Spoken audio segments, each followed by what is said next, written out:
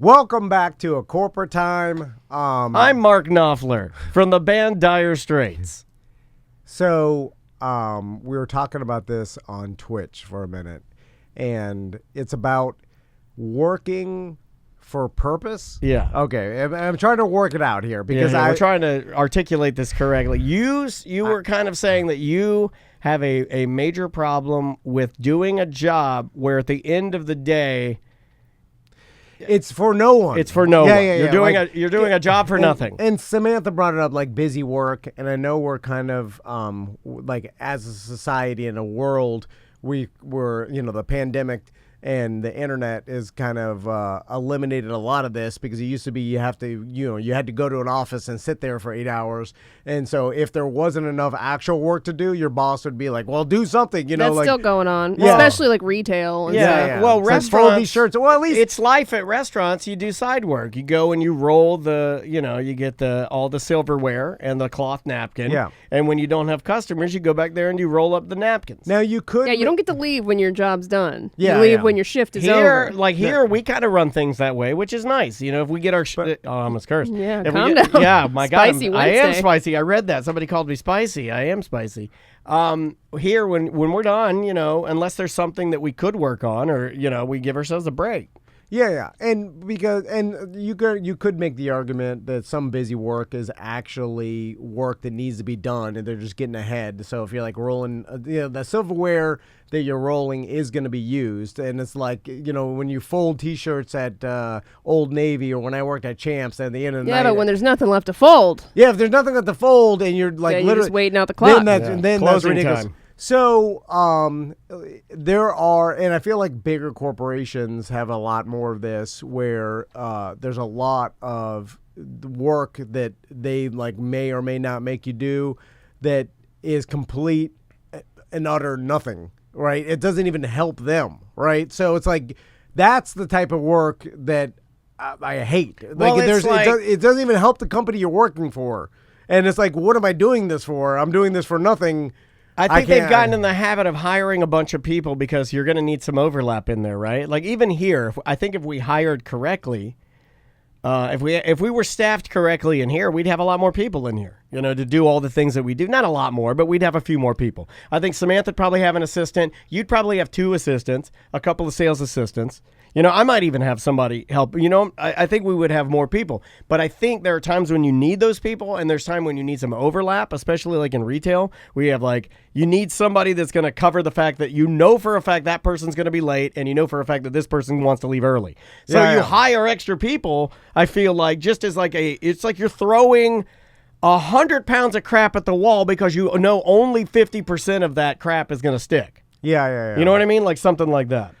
And there's I was giving you a hypothetical. It's like, could you do this show even if they offered you 3 times as much, but do it for nobody? So 3 times the salary, but when I do this show, this camera isn't on. It's not connected to anybody. No, nobody sees it. Nobody sees it at all. You do the show for nobody. Is it kept? Is it recorded? Or is it literally just me talking into a black hole, and then at the end of the day, those thoughts, gone. I could not do that. I could not do I that. 100% could. For money. I'll do it today. Do you think, though, okay, when you say that, do you think, though, that because we'd need after a while, if nobody was even paying attention, would we still what do it? Exactly. We would just be let's just sit here. Yeah, you would need something, because you can't just get there and read from the phone book all day. I'll do that. I mean, because then at that point I have the purpose, because the purpose shifts from this is a job to, I just go in there to make money, right? Or what if no one was even paying attention? I think you're too good of a podcaster. I'm going to debate you on this. I think you're too good of a podcaster to be able to do what you say you could do. I would argue that I'm a good enough podcaster to do it, because I can pretend like nobody's listening and still put on a show. But we would need a reason for there to be a show. Or what if the person paying It's you... just an outlet. You knew to talk about things. Well, what if no one? I don't think you need that. What if I don't care? I don't think anybody in here could How do many that. people go on Facebook every day and make a post and there's no likes or shares?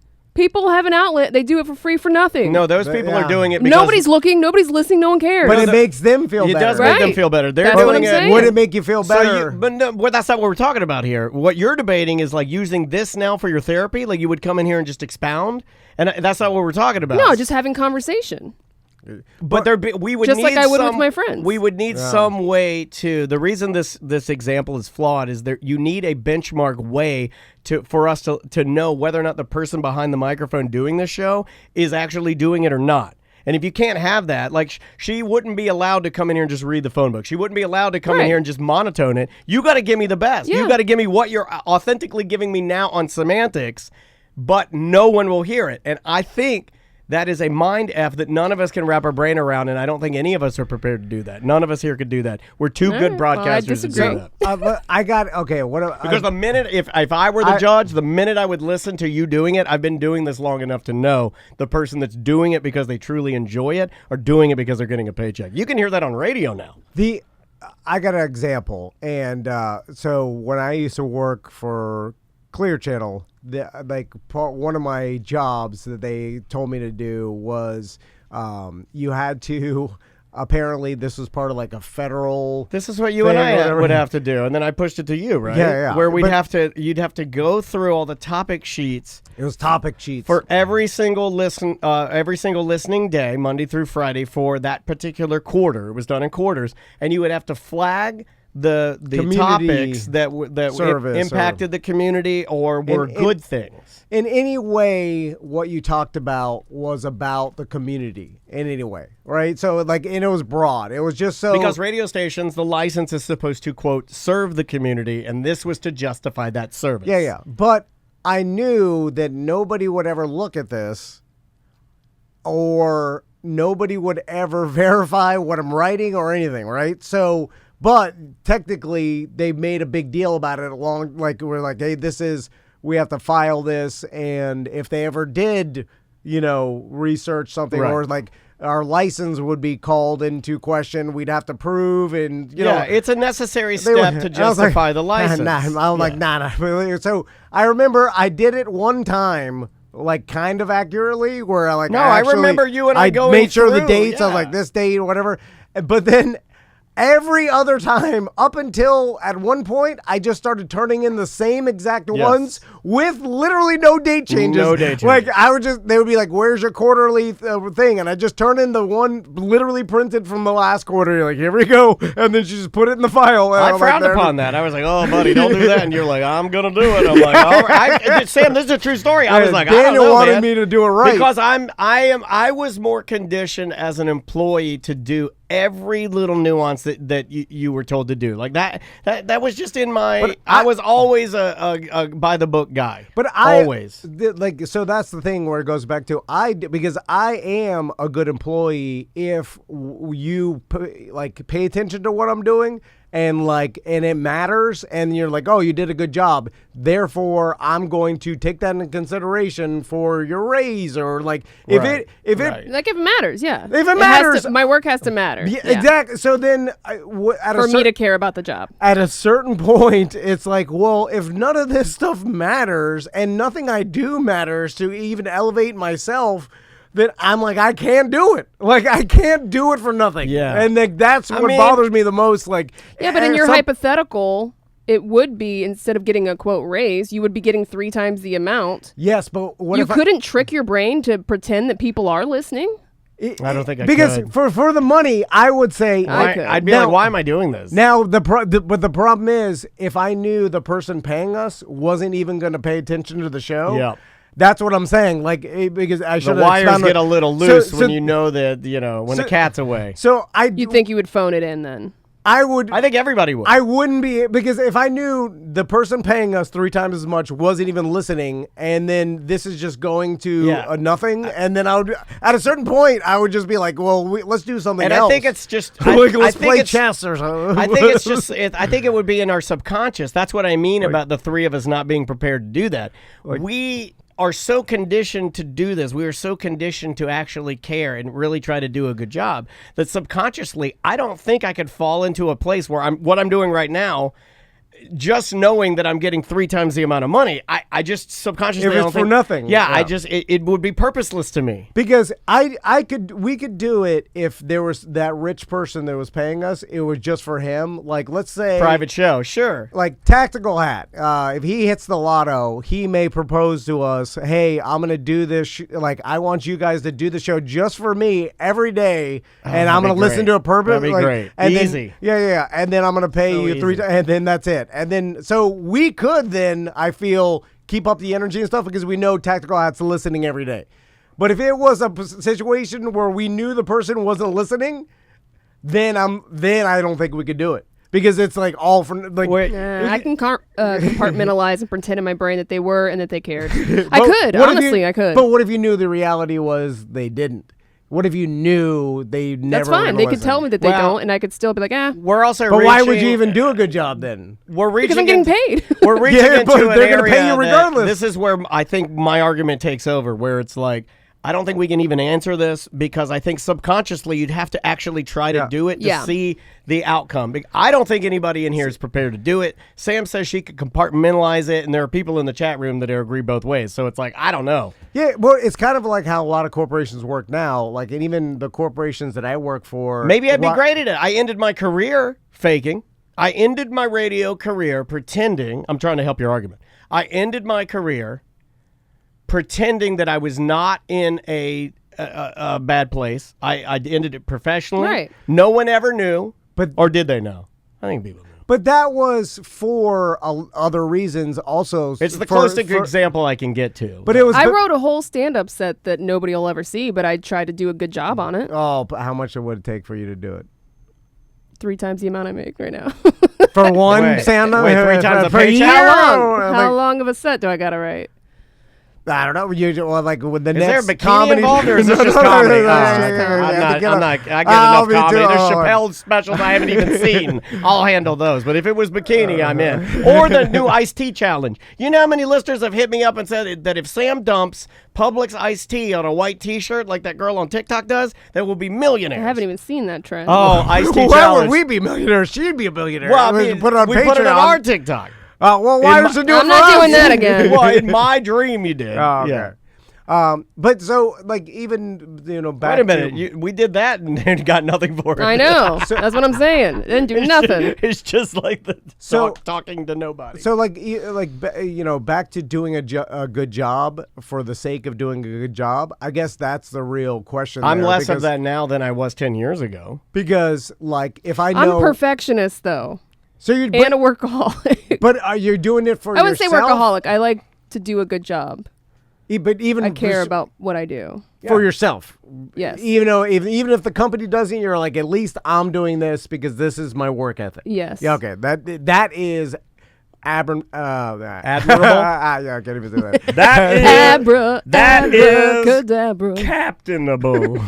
Admirable. It's impressive because a lot of people don't have that. I don't. Generable. I don't have that trait. I wish I did, but if I know, I have that. If I know it doesn't matter, I can't do it. Like if I know the company I doesn't have that care, until I know it doesn't matter. You see Like- what I'm saying? Like if I'm doing something and I'll do it all out, you go, man, he's killing it, and then you'll pull me aside and be like, hey, just so you know, no one's listening. You ruined it. That's me. I'm just like, I'm done. Well, perfect example, right, is back in the day, I used to do the BDM clip of the week with my husband. And I did it for like a while, and then Dan stopped playing them, but I kept doing them, and I was trying to do a good job on them. Dan would and then forget to put them in. He Right. didn't stop playing them. Occasionally, Dan would forget to Listen, put but them they in. didn't get played, is my point. But then I asked you about it. But I still try to do a good job. And I waited yeah, like sure, a couple yeah. months before I even brought it up. So I still try to do a good job, even though they weren't being played. That's my point. But you It's stop not like doing it. No, only because I asked. Oh, Yeah, but I would have kept going. in And what if we just never played them? Would you still do it? I probably would, honestly. Well, Well, see, that's a bad example because I was still listening to it. So whether I got it or not, what he... But I didn't know that. Yeah, but I wouldn't have known that. Well, yeah, of course you know that. You're delivering it to me. But I don't know that you listened to it unless you tell me that you did. And I didn't know until I asked. Well, why wouldn't I listen to it? I'm putting it into another thing I'm editing. Of course I'm listening to it. When you were not putting it in is what I'm saying. When you weren't putting them in, But for whatever reason, forgetting or whatever, how would I know that you were listening to it or not? I wouldn't. God, I didn't know that was still a stick in the craw because, like, It's not. I'm just giving an example. Yeah, No, I there's understand. a- I'm trying to explain it. I thought we only left out one. I didn't think it was a multiple amount that were left out. I thought it was like one was left out, and then we go No, a if it little was bit, one, and I then wouldn't have another brought one it was up. left out, and then we down the. Okay, still But- obviously it's still a thing. I'm just giving an example. That's No, all. I'm trying to give you an example in something that we do. And That the fact one- that I was doing something I that's get it. within this world. But that one still, again, it's like still somebody's listening to it. But I didn't know that. But you're delivering it in his example. No one is listening to it. Right. You're not And no one even cares. Right, you're not delivering anything. Even in your example, it's still getting delivered. It's still an expectation of the job. Like it's still, at that time, it was like, we were doing this thing. Your job was to edit it or, produce it with your husband and then send it over. Right. In his, there's nothing to be delivered. It's literally show up, talking to the mic. But I think they're different. and But he still said an- if you recorded something and then deleted it. In a way, it's the same in the point that if I did not know that you listened to it, just because I delivered it to you didn't mean that anybody listened to it. It's an expected deliverable is all I'm saying. And- Maybe we're saying the same thing. I don't know. But you know that by doing a good job for us that we care. Like we haven't shown you that we don't care how good of a job you do. We obviously, it's like unless we're really horrible at this, but we do care how good of a job you do, and we will reward you for that. We've been shown to do that. And Right. but I'm saying if you work for a company that doesn't even care, that's what I can't get. Well, I think that goes back You to- work for a company that no matter how good or bad you do, it's kind of like why government employees are so bad, because they work for a company that they can never get fired, and it doesn't matter how good or bad they do, they will always be employed. So their care, to me, I couldn't care anymore. I would do nothing, or I would do other things that made me stimulated rather than the job, because who Right. cares? And then, so that's what I'm saying. Like working for someone or something that doesn't matter what kind of quality work you do. Like even if I feel like teachers, they get a lot of recognition, or at least in fulfillment out of their students, right? Because they're human beings, and their students care, and they see let's say they help a student and they started poorly, and at the end of the school year they're doing better. You see how they've grown. And you get fulfillment out of that. I guess it's the fulfillment. Like I need job fulfillment. If it's not fulfilling, I can't do it. Because there's a lot of jobs maybe the company doesn't matter, but you are fulfilled by what you're doing. Do the three of us have anything we do right now that gets zero? We get zero fulfillment out of it. Can you think of anything? That you just go through the motions, you continue to do it, but you're not getting any fulfillment out of it. I don't think so. I think I've cut all that out of my life. Okay, that's good. I don't know, though. I got to That's think. good. I mean, I would say a lot of social media, but I do get something out of it, right? Because it helps you. it makes and an impact with the audience. People watch it, and so you're in the media business. You need to do that stuff. You have to believe that it matters, right? It's like Right. Coca-Cola. They do a lot of advertising. Even if it's a little bit, it matters a little bit. they're just getting their brand out there. Has to matter in the grand scheme of things. Yeah. Like one eyeball seeing your brand is an increment of value, right? It's like so. That's all. That whole thing is like doing something with even an increment of value. And I you wonder can- how much is it worth. takes, too, because I do like Samantha's example, because she's trying to give us like a real world one of something that we've done.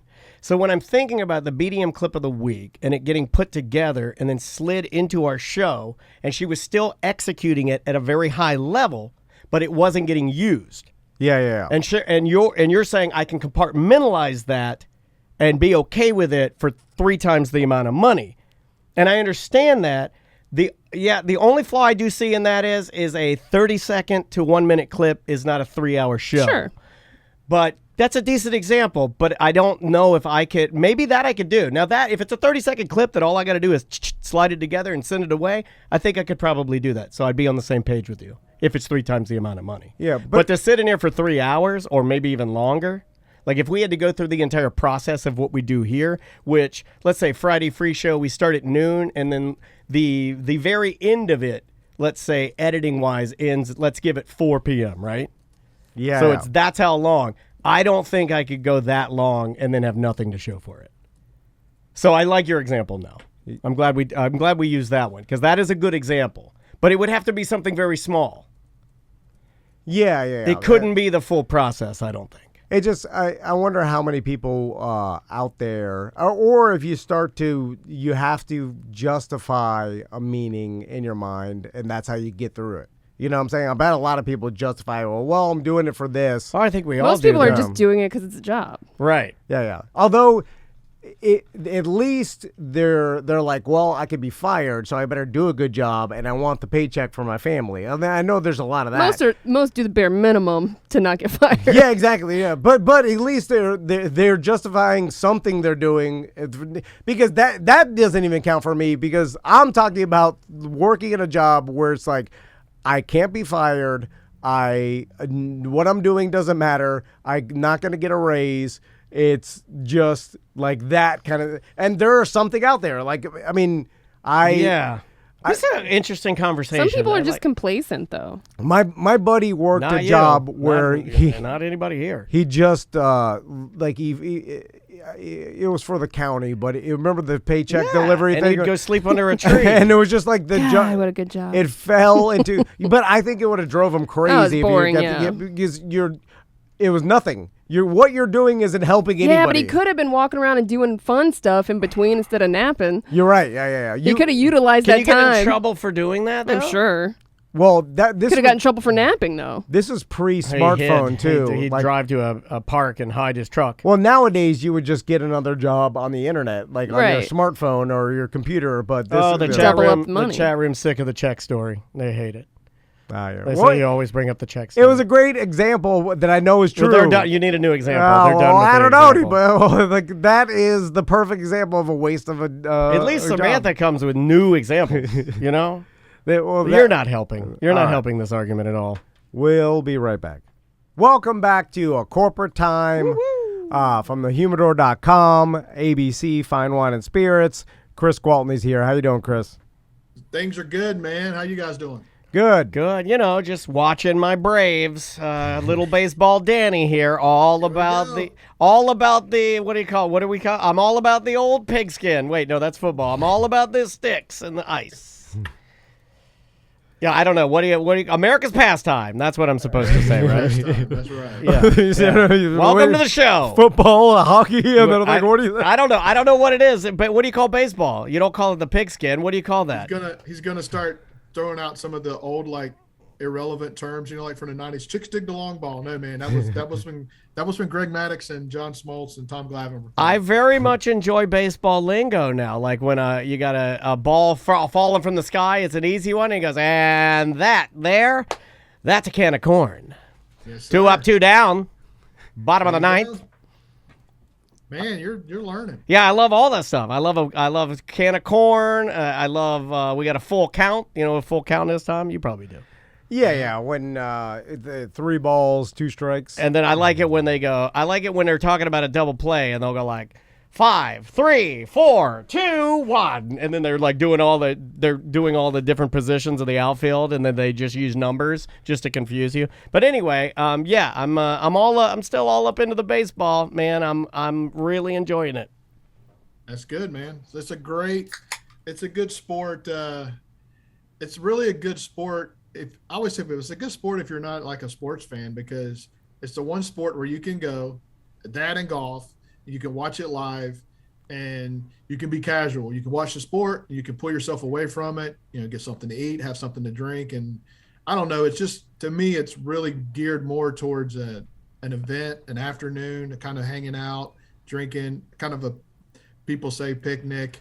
There's a great Carlin bit.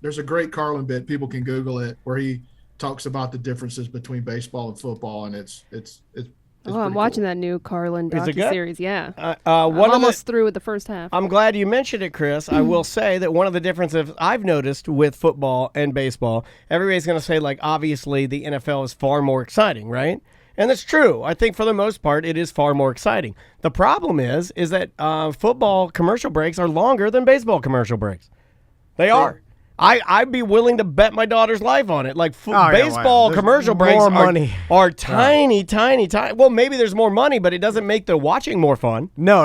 You know, I mean, like, regardless of more money, baseball, at least I'm watching the game. It doesn't matter if I'm watching some guy in the stands. At least I'm watching the game and not some commercial for Budweiser again. You know, I just realized, like, baseball and golf are like the food and wine fest of the amusement parks. Like, you know, like, you're there to get drunk and eat, and then you're just like, a little bit of sports. You're like, I'll ride the Mexican ride at Epcot where you Three Caballeros. Yeah, How Three dare you. Caballeros. That's a very popular ride in my household, sir. You tread lightly. Yeah, but you're like, all right, but I'm here to get drunk.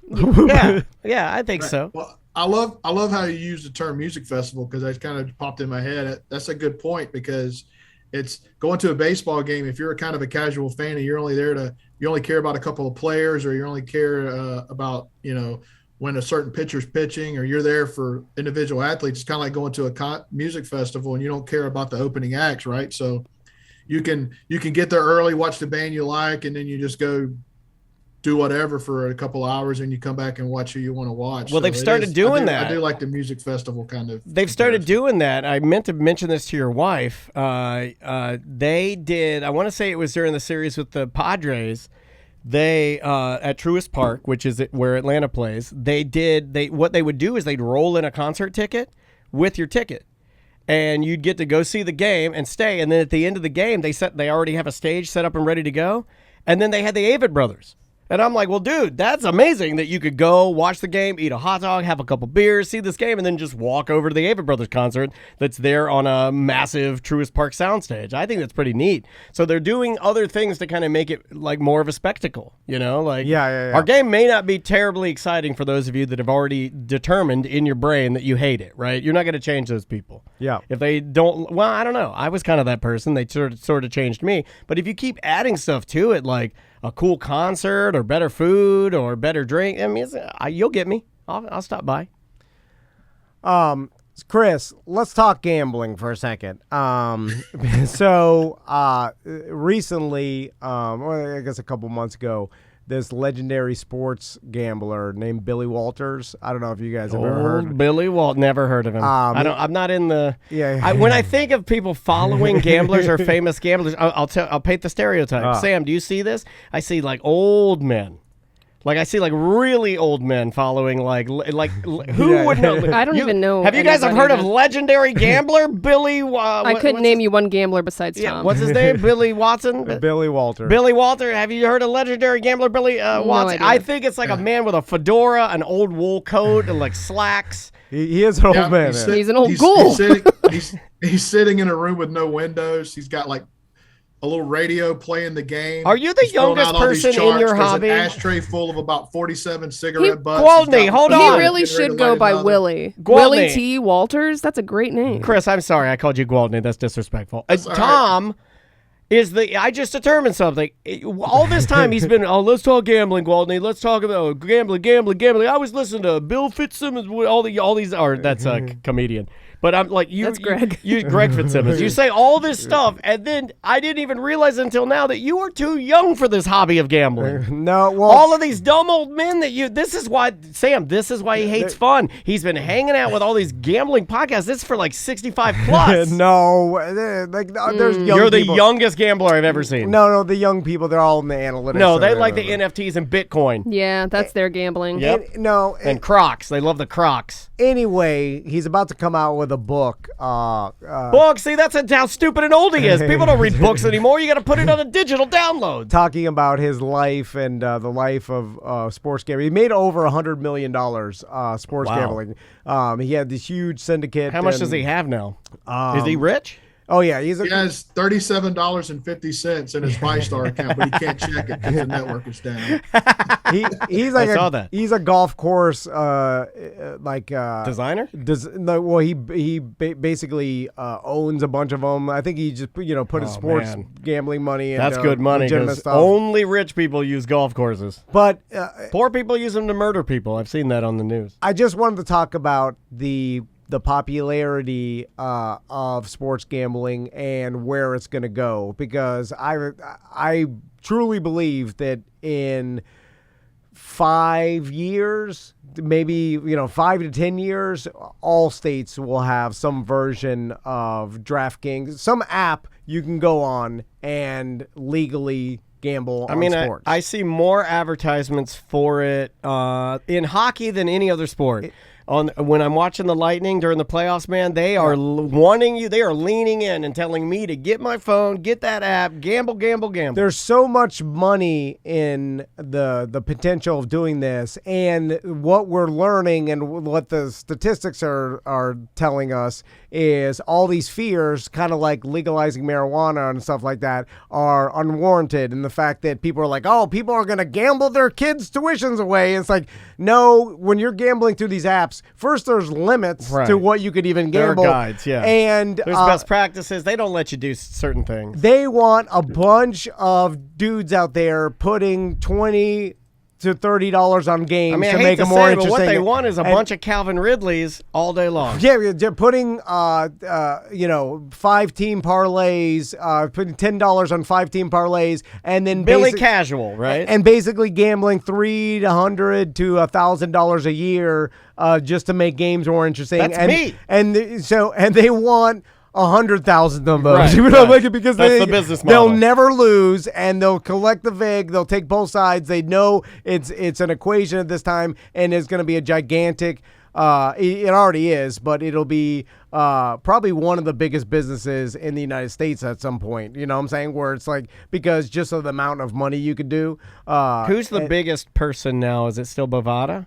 No, DraftKings. Dude, DraftKings at FanDuel, because they're which is bigger. in the United Are they States. the same people? Don't know. I don't know too much about their. DraftKings looks like the big winner for me. If you watch hockey or baseball, they're all over it. And there's only a certain amount of states that they're in, but they're growing by the day. Now that it's federally, the government basically got out of it, and they're like, hey, let the states decide. The only problem with states like Florida and some of the other states that have like Native American casinos is they've tied up legally. They have the right to only have gambling in Florida. So it's the Native American casinos that are stopping DraftKings and FanDuel from coming in here because they want it. Right. So anyway, what's your opinion, Chris, on the state of sports gambling as we move forward? Well, I mean, you just mentioned it really well, talking about how the federal government's kind of just left it up to the states, which is the right thing to do, to let the states decide, whether they can allow sports gambling or not. Florida is an interesting case because of, and not just Florida, but when you start factoring in the Native American casinos, you have, here in Florida, we know Seminole Hard Rock, right? And I got some great properties in there. Chris, did you take advantage of that 2-month period where they opened the app up and you could gamble on it? Like sports, all my friends did. We were like, oh my god, It's open. I was like, they have good lines too. That was bizarre, they had better lines than Bovada in a lot of cases and that's what I'm excited about. They need to have an open free market because the more competition, the better for the consumer. It's always been that way. Like open it up for Seminole, DraftKings, FanDuel. Let's get 10 books at Caesars. Well, that levels everything out. Because then we'll have them all, and then we'll shop lines, and that's what's better for the consumer. Having just one or some government entity in charge of it is horrible for the people. Right. Like, make it, start competition. That's better for us. But did you jump on that Seminole app when then it opened it up? No, I didn't. I'm not as a big degenerate gambler as yourself. Yeah. He's bad. He never wants to talk about gambling. You do. Yeah, No, every dude, look. morning he pulls up. You know, He it's looks fun. at the Cigars app. and baseball. It's so fun. Every morning he wakes Cigars, up. He gambling. taps the app just to see if it's going to happen again. See, this is what makes me happy. I want to smoke a cigar and watch a game with a bunch of other old men. Old man, really old. Me, Billy Walters, and then And every other old man at the old folks home. Watch And out, then- he did some time. and find the edge. I just don't know a lot of wealthy or successful guys who made their money in sports gambling. I know to me it's a pastime. I love fantasy football. Yeah. I go to Vegas when I go to Vegas for the trade shows. I'll always make a couple of bets on the upcoming football season and stuff like that. But when I lived over in the Panhandle, we had a dog track. We go to the dog track, but that was really about drinking beer and Not Tom. He's dry. He's got to keep his. He's got to pay attention, He right? keeps his You mind no, fresh. actually He's study. hydrating. He's Gatorading. He's taking the vitamins. No, there's Dude, two. are you the guy that goes to the dog track? You pick up the book at the convenience store with the dogs that are running that night. Yeah. And then you don't sit in a box. You're down at track level Yeah. with all of the degenerates. Yeah. Throwing your tickets in the No, air, no. yelling and Well, throwing. that- And he does that. that's a patented misconception. Move That where dogs- he loses like, and he you takes know- his hat off. He throws his hat on the ground and starts stomping on it. Every old man does that. I do like a good throw your hat to stomp on it. Like, we gotta should do that more. So that your dog comes in dead last, and you're like, I thought I had a for sure tip, and you take your hat off. It's usually like an Applejack hat, and you throw it on the ground and you start stomping it.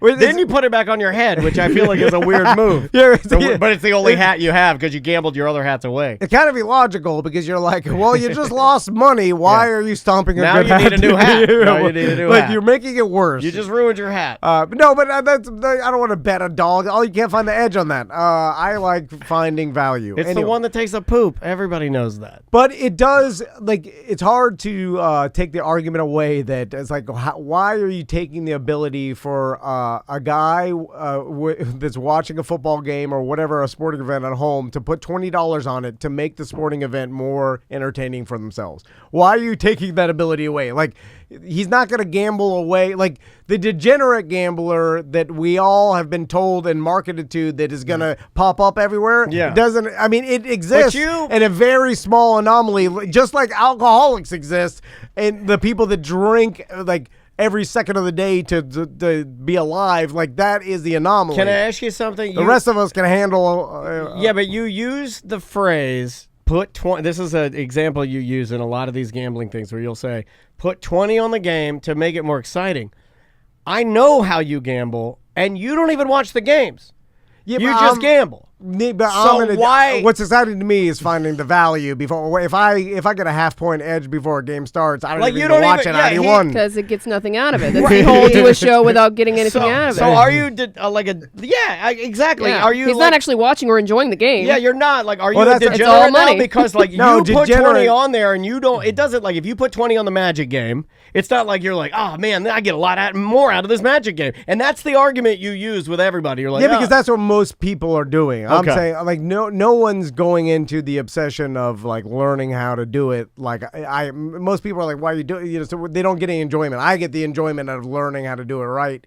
But most people just want to amplify the enjoyment of the game, which $20 will. Like, psychologically, if you know you have some sort of skin in the game, because I feel like the day and age where you have that hometown true fan that really cares about their team is waning a little bit. I feel like you would need a fantasy football and that kind of You stuff. could grow up in that, maybe. You know, Yeah, I see that a lot in Europe with, like, soccer clubs because it's so old. Yeah. You get a lot of history there. It's just, I think you're right.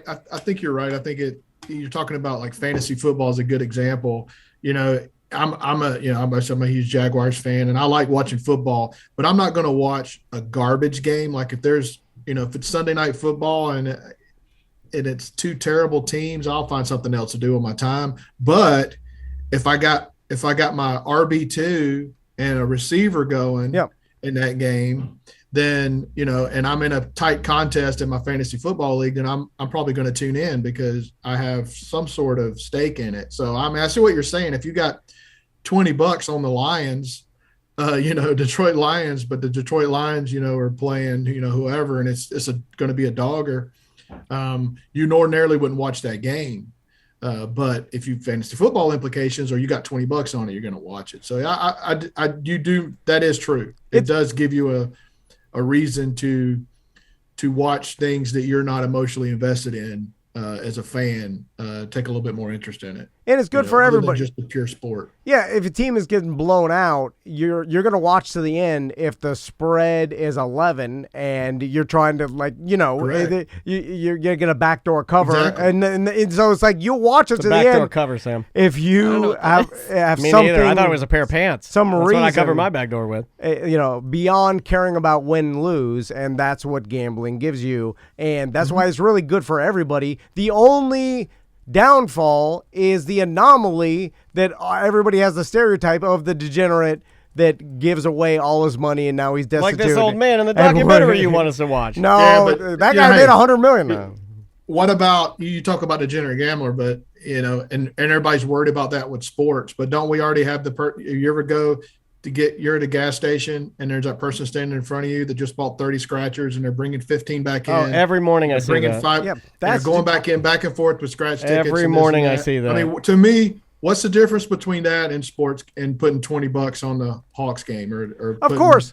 Yeah, I mean, we already do it. Scratch-offs are the worst. At least give the gambler a chance. The scratch-offs are no chance. They are predetermined. I think there's some simple psychology in there about it being tangible, the fact that they can hold it. Yeah. It's as simple as that. The lotto is the worst thing you could. That's not and even you don't gambling. Have to think. That's losing. You don't have to think or run odds or numbers. You just scratch it. Easy peasy. And I think it's very simple. I think you can hold it. You can see it. You can hold it. It's not like you just digital download. Boop, I hit the button. Now I got to watch the game. Yeah. And also, Tom, you made your point, Tom. You made your point when you said you don't want the government involved in gambling because lotto is the government's version of gambling. And you look at the payout for overall and your odds of winning compared to pretty bad doing sports wagers or betting or just going into a casino and playing blackjack.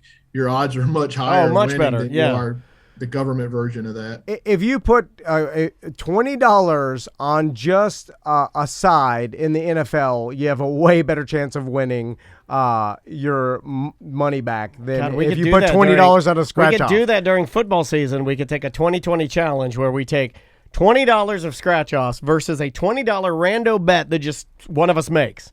Just a pick 'em. 52.4%. Yeah, it would. That's exactly. See? He knows. He's a Rain Man over here. Yeah, well, he's in there. He's in that space. That's his space. Tell us what's going on with his fun with the Humidor, Chris. Well, he just got the tab for favorite summertime cigars on here on the website. Yeah. And you just got back from what'd you get back from? Summertime is here. This weekend, obviously, it's the kickoff. Of course, every weekend's a party weekend when you live in Florida. That's why we all live here. It's summer all the time. But for the rest of the country, this is kind of the official kickoff to summer. So get your cigars, get your summertime cigars. Obviously, you can go to ABC, get all of your libations, and get ready for this weekend. It's kind of the first weekend of summer, really. And everybody's going to be out and about. Don't act like a fool. Act like you've done it before. Be considerate and kind. We're excited. I'm pretty excited to see what looks like. We're going to have good weather pretty much throughout the state, hopefully this weekend. So I'm excited. I'm going to smoke a few cigars and drink a few pops, as they say. Yeah, and enjoy it. Don't say. I'm glad you didn't say brewski. I have a problem with that. I was waiting for Crispy Boys. Yeah, Crispy Boys is good. That came and went. That didn't last. I still use it occasionally. If I see it on the menu, I go, "Hey, Crispy Boys!" I get happy. Chris, have you seen that cooler that has a fan at the top that blows? It's for like outdoor AC. I've been on Facebook. I need that. It keeps popping up on my social media. Me too. Jeff Foxworthy. Foxworthy. Yes. What? Yeah, if you have one of these, you might be a redneck. Jeff Foxworthy touts it, and then it's a block of ice, and then you put it's like you put a cooler full of beers, but then it has a fan that blows the cold air from the cooler out. I believe that the fan and just a little bit of friction in there is going to make your ice melt faster. It will, but the whole point is to have outdoor AC. And I was wondering was I don't like, want is that outdoor. Go inside. Is that good for a cigar smoker? You put that next to you so it blows cool air at you in the summer while you're smoking. I don't think it's going to be good because that air is obviously going to have a lot of moisture in it. Oh. And you're going to have a hard time keeping your cigar God. there. Oh. It's See, that'd be good humid for outside, non-cigars. I have a soggy Look, one. man, you're outside. If you don't like the heat, then don't go outside. Go back into air conditioning, bro. I mean, this is, we're trying to enjoy the outdoors. Are there people? This is the perfect sign of what's wrong with our country today and what's wrong with our society. Get 'em, is that we Chris. can't Yeah, even enjoy the outdoors without making it bougie with air Oh, conditioning. don't you talk, Tom. Yeah. You bring full kitchen sets and showers camping. Listen, It I'm was a trying to nice get setup. tougher. I'm trying to get tougher. It was a nice setup. It's uncomfortable. Yeah. His whole entire family sleeps in a trundle bed. They're all together. They lined up like Willy Wonka's family in a trundle bed. Chris, what you just got back from? Was it the what's that big cigar thing you just got back from? Smoke. Oh, the barn smoker out Yeah. in Claremont. So I mean, it looked like everybody I knew was at that thing, man. Yeah, it was pretty cool. A lot of BDMs were out there on. Most of them were on Sunday, but I got to see Mr. Mulder. I had a conversation with him Saturday. There were a few out there Saturday, but it's a really cool event. Drew Estate puts it on in conjunction with Jeff Borshowitz, who owns the Corona Cigars, but he also owns the only operating tobacco farm in Florida that makes to grow cigar tobacco. So it's a really cool deal. That's cool. It's a real nice way to be able to kind of see how the whole tobacco cigar process happens without having to dust off your passport and take 14 COVID tests. And It looked like a lot of the partners, the vendors, the manufacturers, you, ABC, other people that were there were like. It looked like you guys had were excited about the event because everybody I saw that came and went at that event got hooked up. Like I saw a guy, he laid out all of his goodies that he got just from walking around, and he had like 50 cigars. He had like posters, a bag, 3 flat brim hats, 2 T-shirts, a sweatshirt, wristbands, coupons, like a cigar cutter, ashtrays. He got like tons of stuff. Was that the case?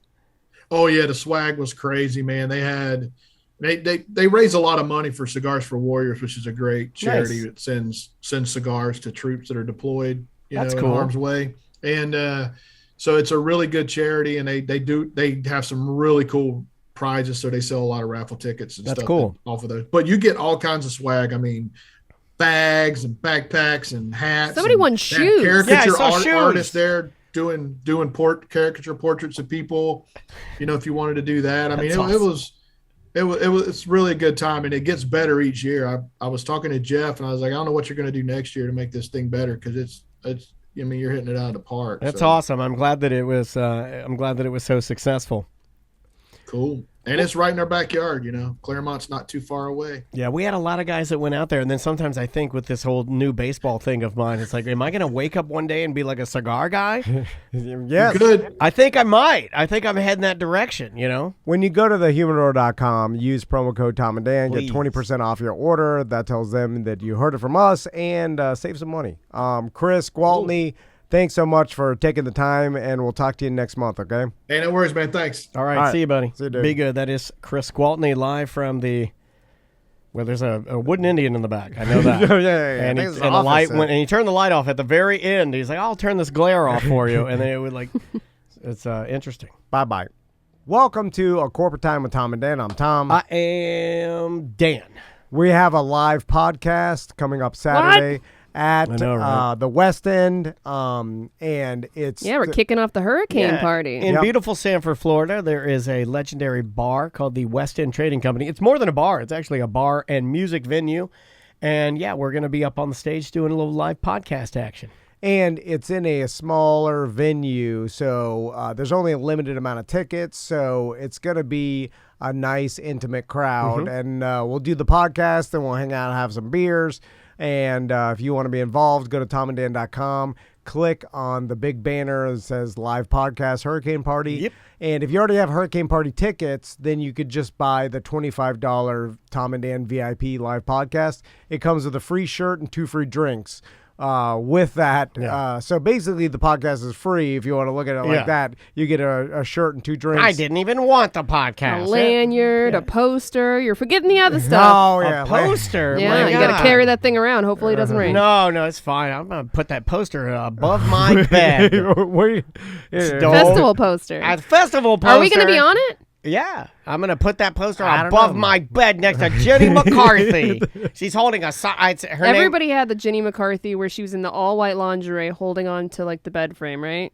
Every guy I knew had that. I know what you're talking about. You know what I'm talking about. Yeah. All of my friends had that when I was a little bit different. I had a variation. I had, and this is to check my memory because I'm off my bus bar, whatever that pill that was messing me up. Look up Nira Davis. Will work for sex.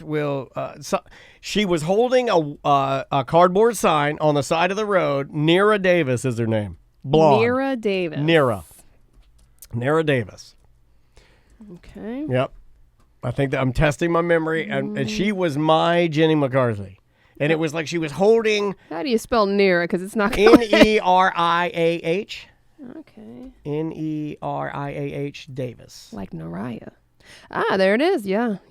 So you found Correct, the one. yeah. Yeah. And she's holding, like, what does the sign say? Will though? work for sex. We're working. Look at that. Still horny. Still got it. She was in Bikini Car Wash Company. Yeah, I had, but I didn't have them. Well, I did. I taped them on VHS. We had my dad and I both watched Bikini Car Wash and Bikini Car Wash 2.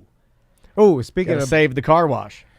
Bikini Car Wash, You we watched that video yesterday. Yeah, you Barbara Waltered me. I know. Why did I just say it like that? Tell me about the Bikini Car Wash.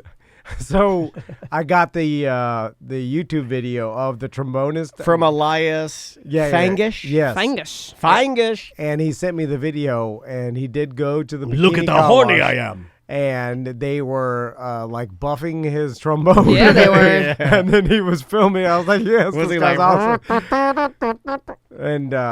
And so he did it. Yeah. It's on YouTube. Yeah, find it. Elias Fangish. He's in town for Fringe. Hey, we got time to kill. You want to do some voicemails and emails? Yes. All right, let's start with voicemails. I give Sam some time to find the best emails. This one, people, you guys namely call me crazy. This guy's just like me.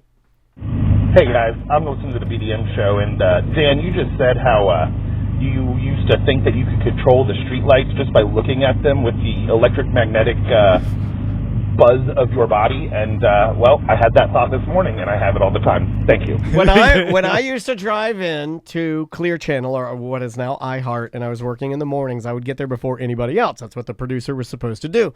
So I'd leave the house around when I was really diligent, around 4:30. And eventually it became like a 6 o'clock. I can get there whenever scenario. But I'd roll in there like around 4:45, and on my way in on I-4, which is the big interstate here in Orlando, as I'd be driving in, they'd have these huge street lights and different signs. And as I'd just be going down the road, occasionally, and it happened a lot. At least I'm remembering it happened a lot. Oh. As I would drive past them, I had convinced myself that my own electromagnetic field was short-circuiting and turning off the lights because I was just too powerful. Too powerful of a human. Too powerful of a being. I was a modern-day 11. Now, Give me the egos. I'm turning off the lights. Now, Let me live with the fat sheriff, who's also the devil boy, whatever that guy's name is. Hellboy. you couldn't really have thought this, right? Yeah.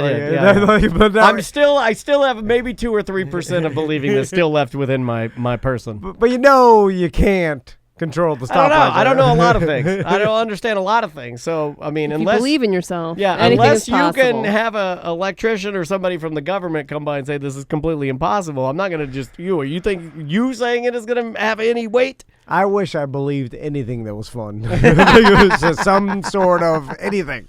Like I believe I was special in any way. Nobody's or- thought you've never thought that you never. Okay, let me walk it back a little bit. Have you ever had that happen a lot and been like, boy, that's weird? Let's just leave it as a boy, that's weird. What's the explanation for multiple I'll tell you streetlights something. as I'm driving in on I-4? Just go blink. And I They're pass on the a next timer, one. I pass the right? next one and blink. Well, they shouldn't be turning off. It's pitch black outside. Okay, I'll tell you something weird that I think, and tell me if you guys have ever thought. I bet your wife, if I could talk to her, she'd be like, streetlights do it to me too. Oh yeah. And we'd yeah. high five. Well, yeah, she's and crazy too. Okay. I should live with her. She's So- got a rowing machine. I could use that thing. So every once in a while, when someone like leaves a room or whatever, You'll like, fart. finish I hear you. Like you try to squeak one out. I think to myself, I try to imagine what they are now seeing, like what their reality is after they left talking to me. Like, imagine what they're seeing through their, like they see me. So you they close leave- your eyes and you pretend to be in their eyes? No. Like, I just imagine, like, oh, that's weird. What if I was them? And I'm leaving the room, and I'm like, like what? Who the hell am I working with? Both of you are insane. I'm not even. Samantha Daniel's R. insane. He thinks he's controlling the power. My like stuff powder. is so pedestrian boring. I'm just imagining. I'm on brand. This guy's certifiable crazy. He's like, when people leave the room, So when I enter their body and become them. So when I leave That's super for the crazy. day, you think into your brain, what is wonder Samantha seeing outside? I wonder it'd be like if I were driving home in her body. What does she do when she gets home? Yeah, let me take a pee-pee. What does her bedroom I'm look pulling like? down Samantha's pants. Yeah, what do you mean? I'm Explain sitting yourself. on the toilet Just as for- Samantha. I'm on the toilet. I'm Samantha. Let me wipe. What the hell's What's wrong with going you? You get on? the hell out of my studio. No, just for a split second, I'll think to myself like, oh, their reality is different than my reality. Yeah, no S. Yeah. But I wonder what they're like. They're leaving the room. They leave the thing. They're leaving to their reality, and that's a complete like. And that's all they know. Yeah. What if you imagine I me just think leaving that's odd. here? They're like they. What if you imagine leaving here? That was a harsh ending. That was a harsh ending. You said nothing. No, the nothing. It's like the floor. The floor You disappeared. said, "Tell me something weird," like TikTok. No That is, one- you know no what? one You're said right. that. No one said that is that. weird. And I didn't do the hand. I didn't do the fist thing, so you weren't allowed to start. Yeah, it's just a passing thought. So why that don't is you? odd. Why don't you add this to your passing thought? From now on, if I get up and leave the room, and then you go to enter my reality, imagine me getting in my car, driving down I-4, and the streetlights turning off. No, I can't enter a crazy person's brain. They block me out. That's the vampire code. Yeah. That's the vampire code. I can't even imagine what they're You saying. can't get in here? Yeah. I can only jump to. So when he walked to sane the people. doctor the other day, Yeah, he it's could blocked. blink. I drove to the doctor. I didn't walk to the doctor. You know how like Professor X, like he's like, I can't see past this point. There's something blurring my vision. I don't watch. I've never seen those movies. He's the bald guy in the wheelchair, right? Anybody who can see the future, there's always they always get to a point where like this is the point I couldn't see past, and then that's when they I die. can't get on board with X-Men. What do you see when I walk out the door? Oh, you don't want to know. Oh, man. Your clothes get blown off instantly. No. I just imagine you seeing me closing the door, And you're like, that mother. and then I can imagine what you're seeing. The anger just, in her eyes. Just walking down the sidewalk to just, my car? just for a minute, and then I don't know. Wait a 'cause I minute. don't know Are you the three-eyed raven? This MF thinks he's the three-eyed raven from Game of Thrones. That's all you're doing. You're Bran Stark. You're the one with no legs. The fell out. You watched you watched incest and were pushed to your paralysis. Pushed to paralysis. It's just like a mental exercise of telling myself that like everybody is perceiving everything differently. I think like they're seeing me, and then their reality is different Like so, from I your gotta reality. remember that Everyone's different. Well, it's just the world does not revolve around me. It's like everybody is living their life. You have too. to remind yourself that Oh my God. every day. No. I just The chat room is putting it all together. The crow, the three-eyed raven, three-eyed crow. There's a lot here. It's just I'm Hodor. It doesn't mean anything. I should have never told you. I should have done. That's why I don't go to therapy, because I'm like, I'm not telling If this you lady told nothing. They might be able to help you. It might be a man. no one can help. It might be a man. They have male therapists. They're trying to No, push me they're to one not. right now. I don't want to go. I don't want a man. You might therapist. need a guy.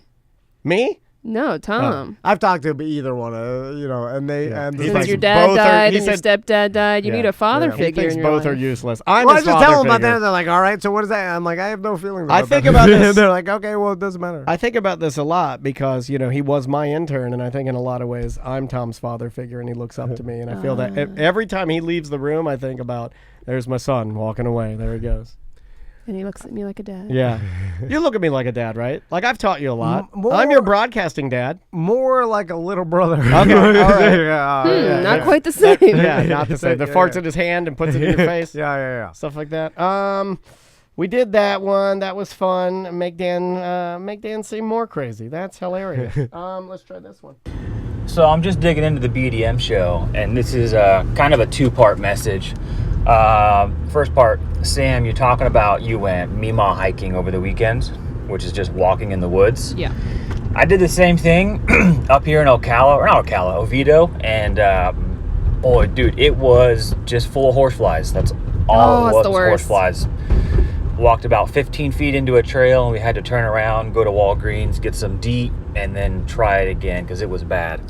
Also, for us BDMs, I'm sure I'm one of a few who don't have Facebook and we want to watch the BDM show live. Is there an option, or do I have to be a part of the BDM Facebook group? I'm working on that for you now. I messaged this guy back, and for people that don't like Facebook, because it can be a nasty place, I'm working on a solution for people that still want to see the videos of the BDM shows. Yeah. And if you're not a BDM, you can always sign up at tomanddan.com/registration. tomanddan.com. Super easy to do. You can pick and choose how much you want to subscribe to, how much money you want to give us, and we're in the midst of planning events. And also, I always wonder, like, people are like, I don't have this social media or don't have this platform, so what can I do? But I'm always like, well, just get the thing. No, Not everybody wants to have Facebook on their phone. Some people don't even want it. Well, some people can't trust themselves. Some people cheat on their wives, and they can't stop themselves. And having Facebook is a gateway. Stop yourself. I got my argument with my wife. Facebook is a cesspool, though. There are people that cannot stop themselves where you, like, with women, I have to hand women to my wife and say, take the chips away. I'll eat them all. My wife is like, because I was looking at TikTok last night, and then I got frustrated. I thought about you watching TikTok. Man. And then I was like, this is garbage. I'm done with this. And then Chris was like, delete it from your phone. That's what I did. I had to because it was you guys just gave garbage. up TikTok, huh? No. I'm like, I'm not deleting something from my phone. I'm like, I'll just not do it if I want to. Like, that's what I'll do. Yeah. You know, like, I don't need to, like. Yeah, like you were bringing your lunch for one day. Not day. Even. Let it rot one day. Yeah, even though he left her for a full weekend. Man, broccoli over a weekend. And that poor lady's whipping up that grilled chicken, brown rice. To order.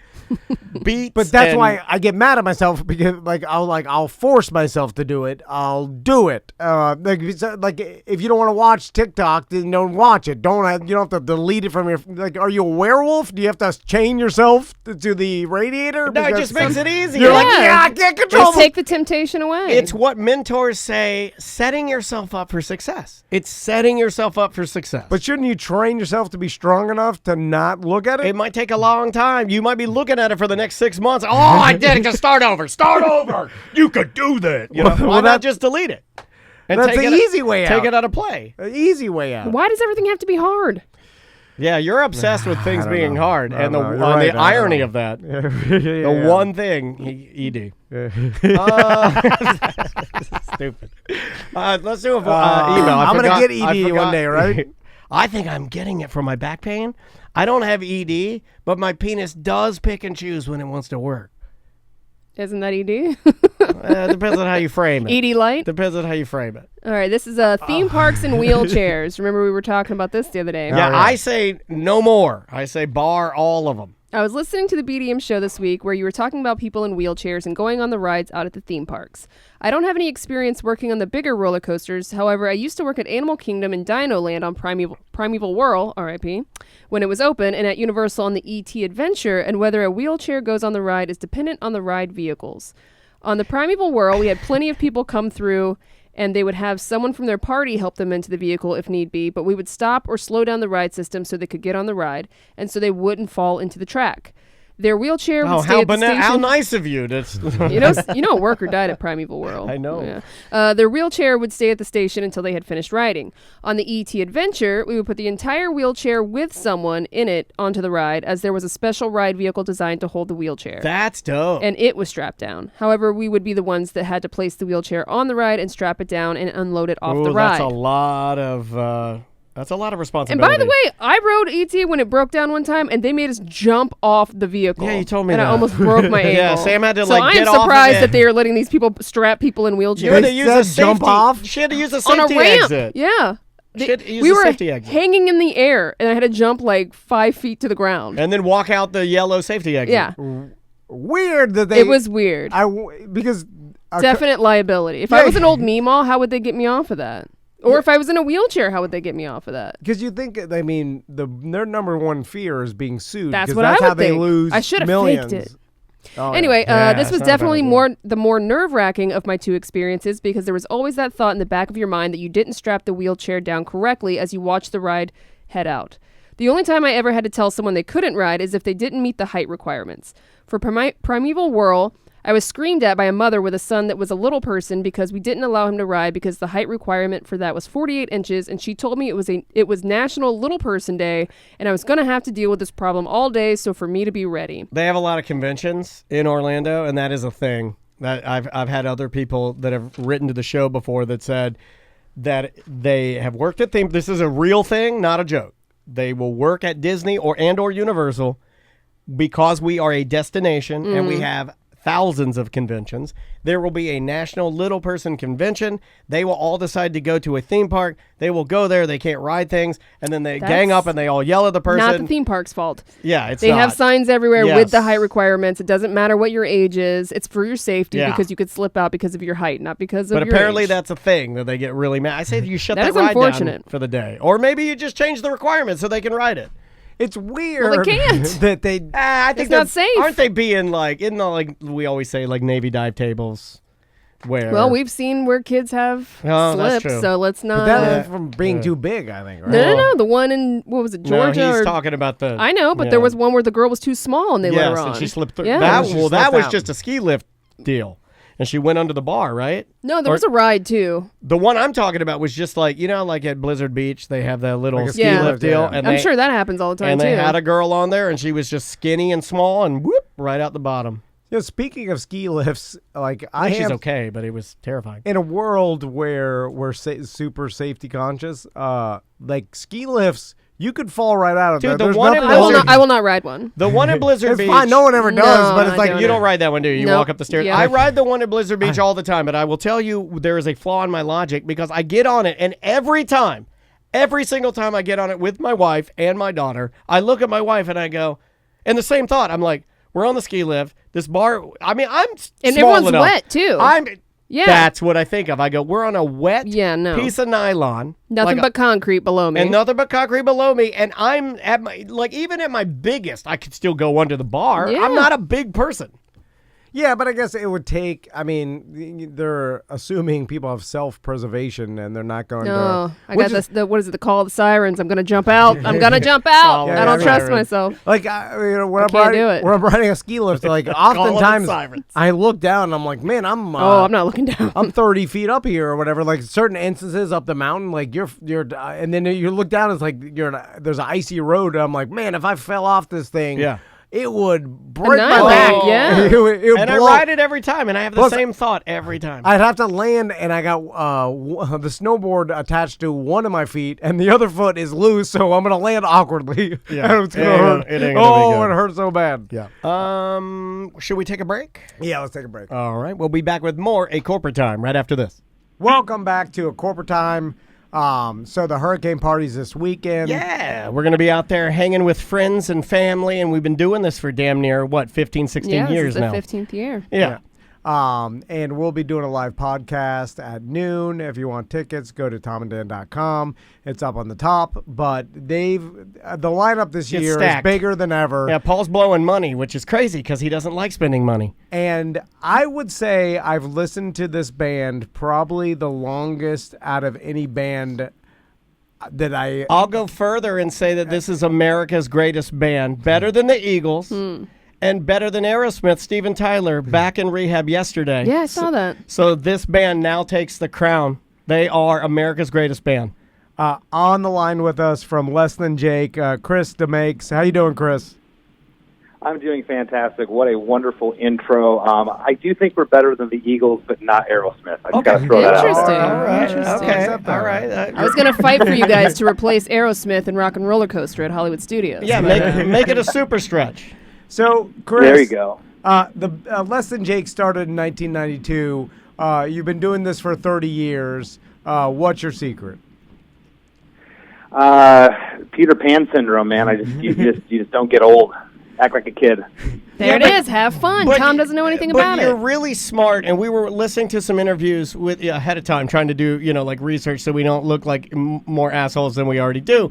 But we're like listening to you, and you are really clever, and you're really smart, and you write good songs. But more than that, you have your hand on the business aspect of what it takes to run a band. I mean, that's got to be, is that just something you picked up on the job training, or did you have mentors and people that helped guide you through those parts? I mean, I had the guys in my band. I always tell people that, they'll say, how have you been a band this long? Or they like to use the term, how did you make it? I always just tell people the truth. I met the same people with the drive and passion that I have. That's what I feel is the secret.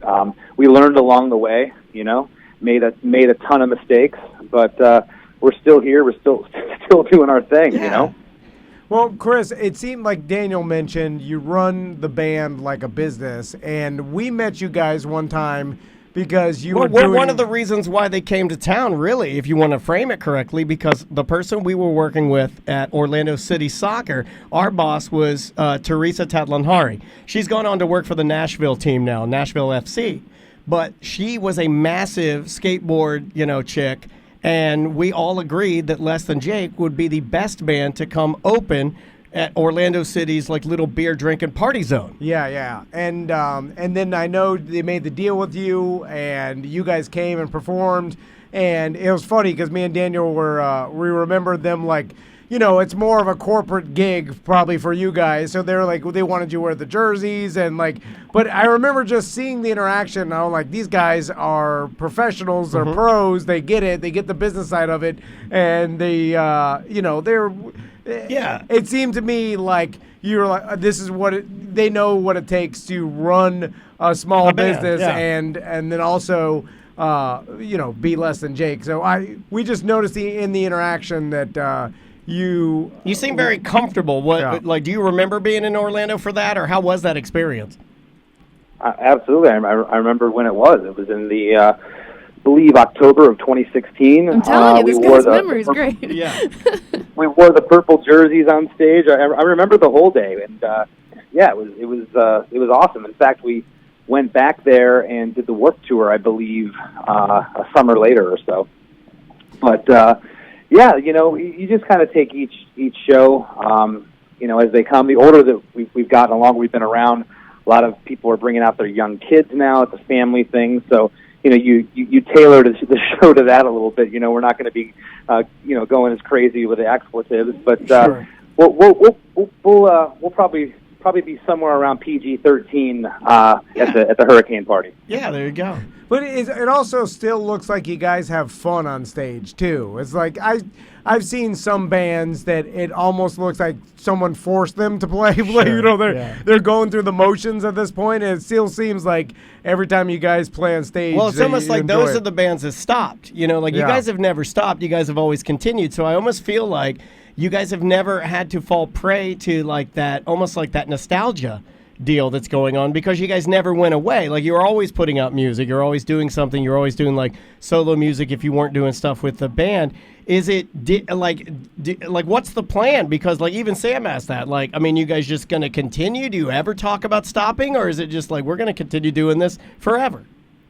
Well, I think that as long as we can get on stage and deliver the show that the fans expect and that we expect from ourselves, that's really it.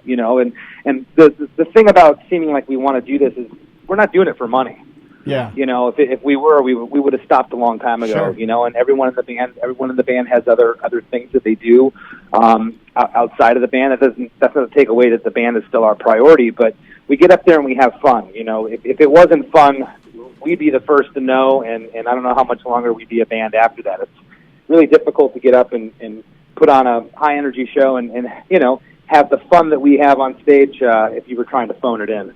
Yeah, no, for sure. It'd have to be authentic. Chris, tell us about the podcast and when did you start that, and how do you like the podcasting? I would say business, but I don't know if you make money off of it. Like he's got a Patreon, I believe. Oh, okay, so tell us about your podcast. Yeah, it's called Chris DeMakes a podcast. I love it. It's very Great. clever, I know. Ha ha ha.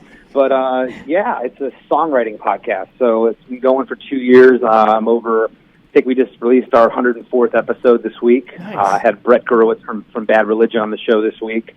And, 2 years ago, my producer and partner of the podcast, he was putting together, he's an old friend of mine, was putting together a video for me for my YouTube page, advertising these custom songs and jingles that I've been doing. Yeah. And Chris said, you should do a podcast. It's a great vehicle to get your word out there. I think you'd be really good at it. And I was very much against the idea. Podcast to me was a 4-letter word. There's a billion of them out there, and not many of them are good. And so he planted the seed. I woke up the very next morning. I said, you know what? I'm just going to do this. What the heck? And I texted about 12 guys in my phone from bands. And the first week, I think we recorded like 10 episodes or something, and just started stockpiling them. And the rest has been history. It's been one of the most rewarding things I've ever done, and it's been a great way to connect, especially through the pandemic, to connect with people and feel like I have some kind of a social life out of the four walls of my house. Right. It was great. Chris, I'm curious to, every time we talk to someone from a popular, successful band, they are usually cool. And they seem like they have a laid-back personality and nice people, right? For sure. And then it tells me, like, well, of course they are. This is why they're successful. They're successful long-term. And this is part of the process of becoming successful, is not being an asshole. Exactly, because you get what you put out there and then that kind of thing. But every once in a while, we don't usually talk to him, but there's a complete D-head that's a part of a band that is just impossible to hang around, like just an insane D-head. And they are able to do that because of the popularity of their music and has nothing to do with their personality. And I'm wondering if after being a band for 30 years, you've run across these people, correct? Absolutely, yeah. And I don't know why they continue to do it. I've also found that these people, it's not musician unique.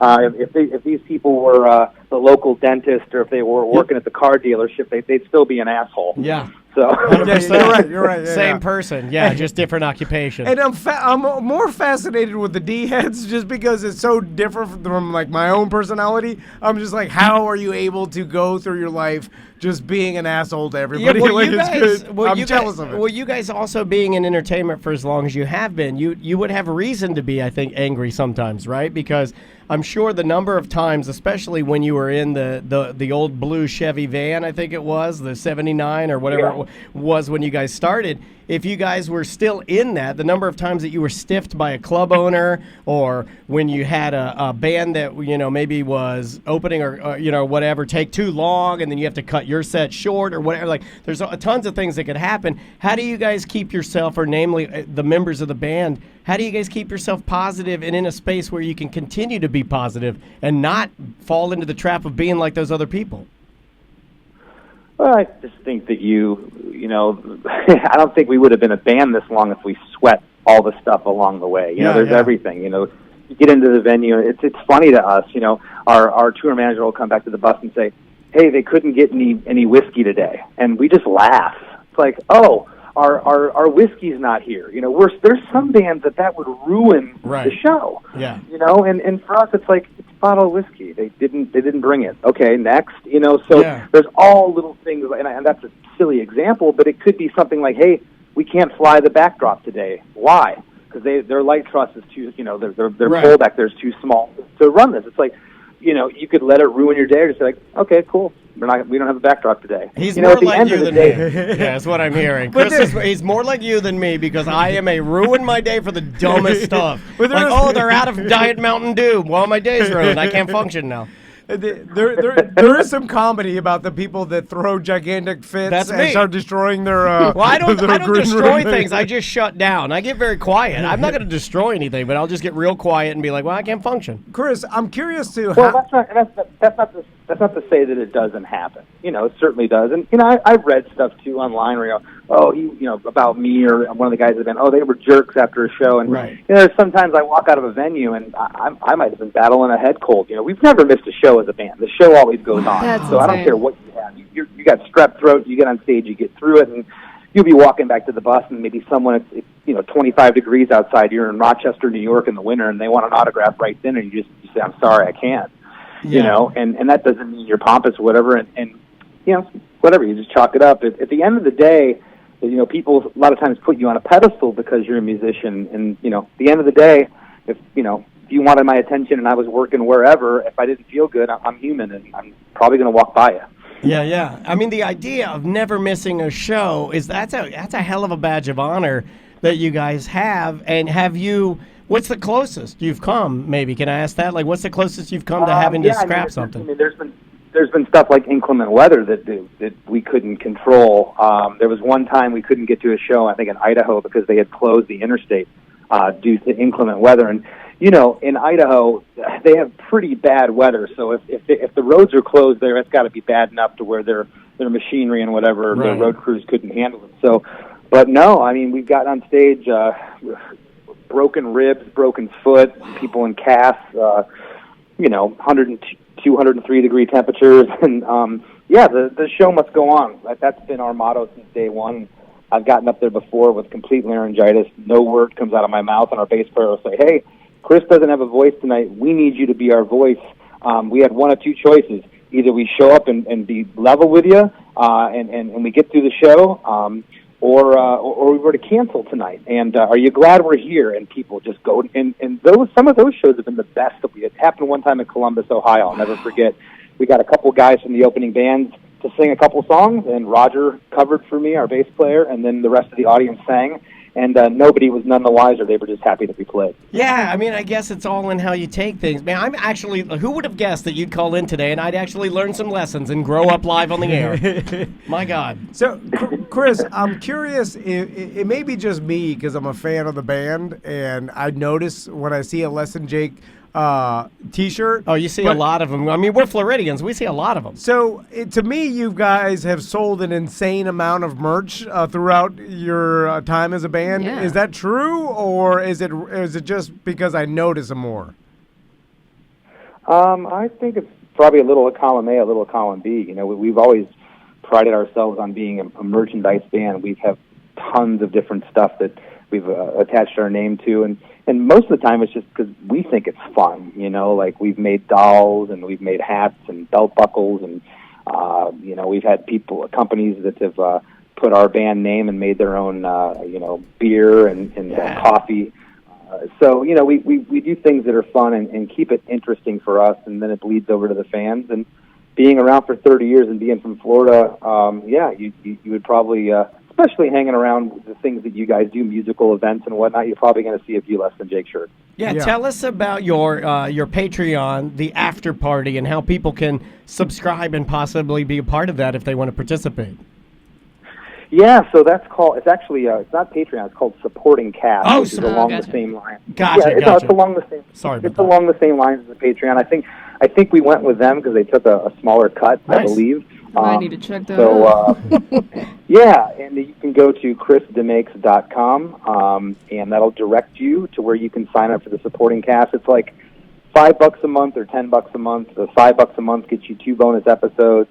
You're also eligible to play me. I have a game show on my network called Defeat the Makes, where it's a music trivia game show, and you can enter to be in that. You get discounts on merchandise and some other stuff. So That's awesome. We always say for the price of a cup of coffee or two, you can be part of our after party. That's very cool. Chris, I'm curious, in all the years of you guys touring, I'm sure that you've been involved into a less than savory music festival, because this got me thinking, because I'm not sure if you saw like that. a fire festival type deal?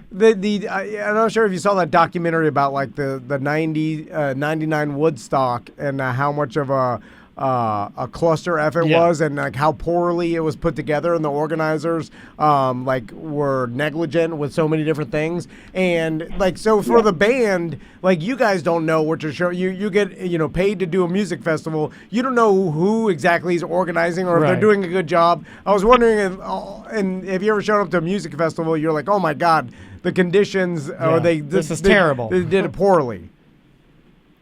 Yeah, we have. It's been a long time because now it's really vetted through our booking agent, and they're looking and they know the promoters that are reputable, the festivals that are reputable. So, when we're going in, but you get sometimes, and we've never played. I know this one's actually legit, the Hurricane Party. Right. Yes, I want to say ours is great. I mean, Tom was not referring to our fest. At least I hope he wasn't. If he was, boy, it's going to be a fun ride. I know. I just No, but you just never know. But it's been a long while. Most of the time, it's legit. And if we're to the point now where our agent, they secure a deposit up front, and if someone's going to put up, it's deposit money. It's typically legit, and then there's other stuff that's just out of your control. One of them being Mother Nature, and you get there, and the show's going to go on, but yet the backstage is flooded. It's miserable conditions.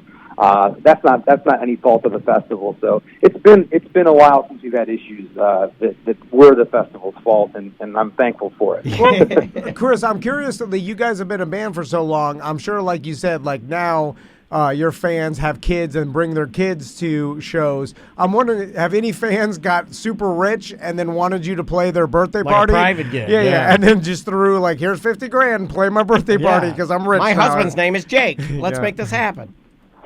Yeah, we've gotten asked that before, but it's just not really logistically possible. And we're not. It's funny if we were, a band, a superstar band.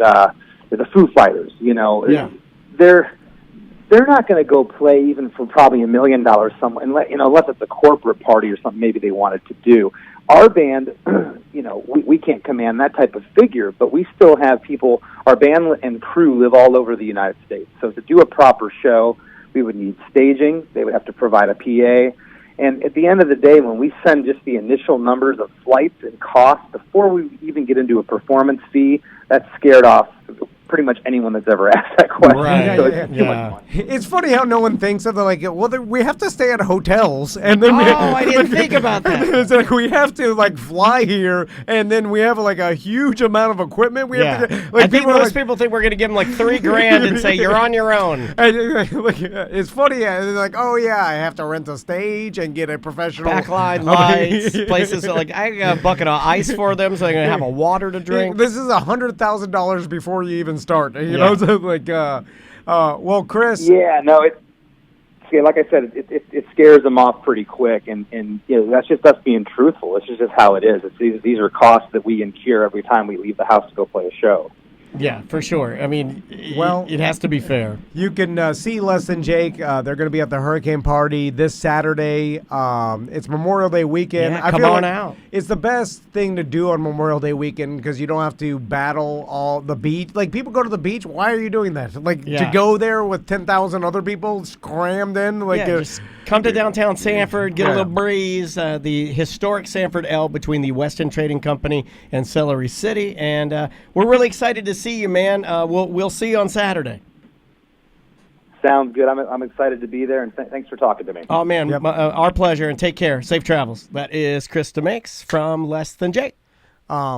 So that's the reason. He's got a work ethic. He's a business guy. And the fact that he never not. He likes to have fun though. Oh yeah, but I mean, he also was here for an interview, so I'm gonna do my interview and answer your questions accurately. Yeah, I like that. I'm a sucker for that. I'm jealous. I might have fallen in love.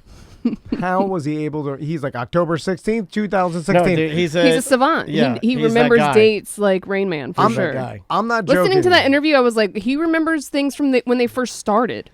If someone said, "I'll give you $25,000 if you can guess the date of that Less Than Jake Orlando City show within 4 months."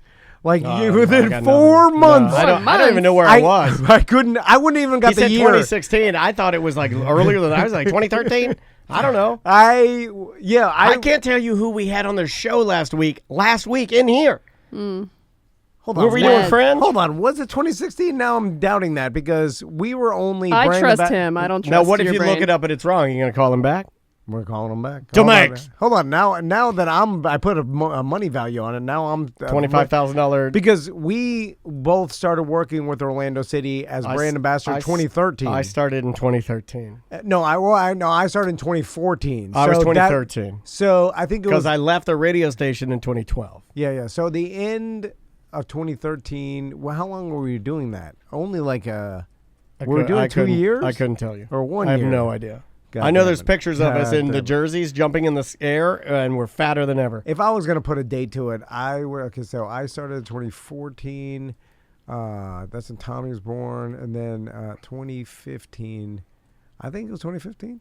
I'm not calling him. He said 2016. Well, now we're getting to that. Like I feel like, and it was a begin. Was it when? Was it for a special game? Was it for the beginning of the season? What day did he say? He said October. Something 16th. 2016. I think he said October 18th or something. 18th or something. Yeah, it was a teen. Something about I'll a teen. find it. Hold on. Oh, no. Because I would. I believe him. I would say it was 2015, and if it was the beginning of the season, it would have been in March. June. Or is it April? Old men think about dates. You know what? That's a good one. I support the. Where's my old man buzzer? People like to hear this. Look at Twitch. I see. You know what's they're going to all get bad for you, cheering Sam, us. is when we like the sound of the buzzer. Where you're like, oh, yeah, give me that sweet, sweet buzzer. All right. I like old man thinks about dates. God damn it. Oh, bye-bye. Welcome back to A Corporate Time. It's still Fringe Week. Yeah, There's, this is... If you haven't gone yet, there's still the rest of the week and the weekend left of great shows. Yeah, it's amazing. If you like live theater, if you like live performances, if you like everything, the strange, the weird, the uncanny, magic, if you like everything. I mean, Fringe basically fits all bills, and our guest is on the line right now with a new show called Blueberries Are Assholes. It's TJ Dawe. How you doing, TJ? I'm pretty good, Tom and Dan. Thanks for having me on. How are you doing? You know, I too think blueberries are assholes, and it's been very hard for me to find somebody that shared my intense hatred for blueberries. Wow. Okay, I'm eager to hear why, because most people who have heard of the title approach me and say, "Well, I like blueberries." Okay. So I don't know if I want to see this show. No, I actually do very much enjoy blueberries. Oh, can I tell you my gripe with blueberries? Go ahead. I'm sure TJ would love to hear your gripe with blueberries. Before you gripe, I would like to say it's $15 at Savoy. That's one of our off-site venues, not in the main sort of Fringe area. Some would say it's some of the more fun is when you go off-site because they have the better bars. Just going to throw that out there. But shows on Thursday, Friday, and Saturday, $15 get you in the door. Make sure you have a button to attend the show. So why I think they're a-holes is I'll get blueberries in like the mixed fruit salad containers for my sons because they like that. And then I'll eat them and I'm like, man, these are good blueberries, big, thick, juicy blueberries. Whoa. Then someone will gift me a blueberry bush or tree. Yes. Because they're everywhere and they grow easily or whatever. And then I'm like, oh, cool, blueberry bush. BDM gave me 4 of them. And then I grew them in my backyard. They're growing, whatever. And then I'm like, oh, they're starting to fruit. And then they just produce these hard, tiny... Sour blueberries. I'm like, this is not the big, juicy ones that I buy at Publix. They're horrifying. They're sour, hard rock berries. And they never become big, juicy blueberries. And then I kick it down. I'm like, get these out of here. So this is basically what your entire show is about, right? Not exactly, but I enjoy this. This is giving me more ammunition. Okay. As I attempt to change the way everybody thinks about this perfectly innocent berry who really didn't do anything to me personally. No, what is, without spoiling it, what would be give me a hook here, give me a premise, because the coolest things about Fringe and fringing in Orlando is that you really, truly never know what type of show you're going to get. And they're never even close to similar. No. Every show is so different from the other one. That's why I love it. And you're like, wait a minute, this doesn't even make mathematical sense. Two of the shows have to be similar, never similar. Yeah. They're so far apart. So tell us a little bit about yours.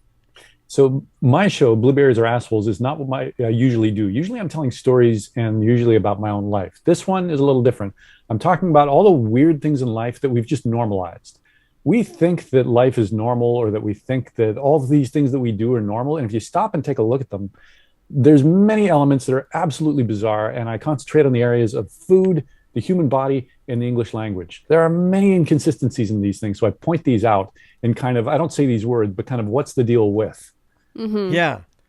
Your voice is so calming. I feel like you took all my anxiety away. I like you.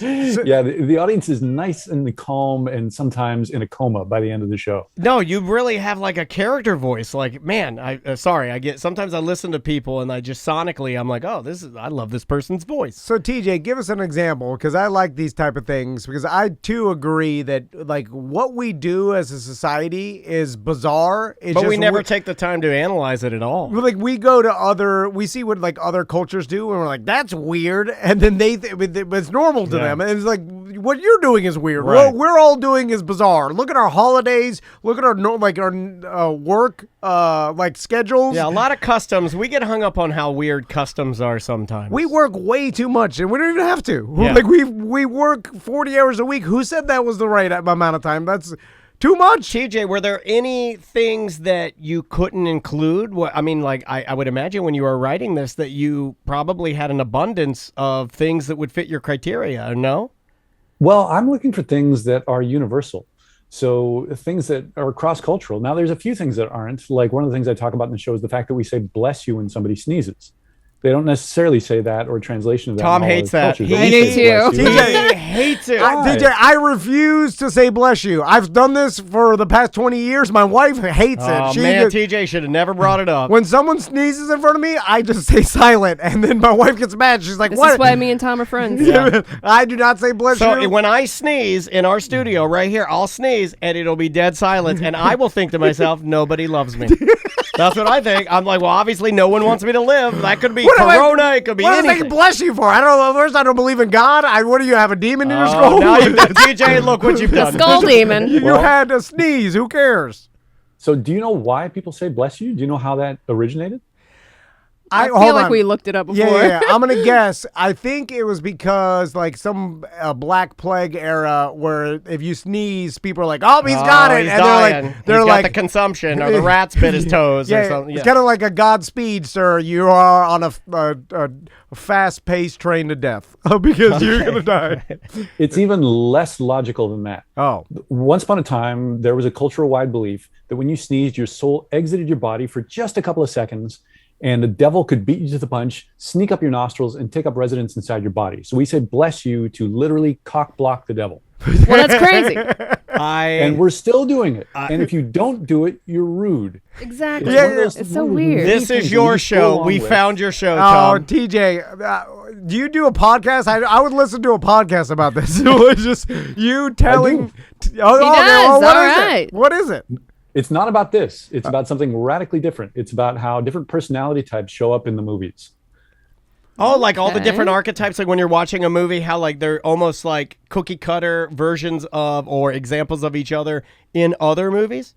In some ways, yeah. I study, this might sound a little esoteric. I study a personality type system called the Enneagram, Ennea-gram. Ennea is Greek for the number 9. So it's a system that posits there's 9 basic personality types in the human species. I've studied this for years. I've presented on conferences at this. I've done shows at the Fringe about this. Wow. And one of the people that I study under is a big movie lover, and so am I. And we grooved on each other's love of movies and the Enneagram. So we do a podcast about like, what is David Fincher's personality type? And how does that fit with the system that we know? And how does that show up in his entire body of work? David Fincher is a specific example because he uses the Enneagram. Rooney Mara talked about that when she was doing press for The Girl with the Dragon Tattoo. Sure. It's something he uses as a directing technique to help actors find a character and to play that character multidimensionally.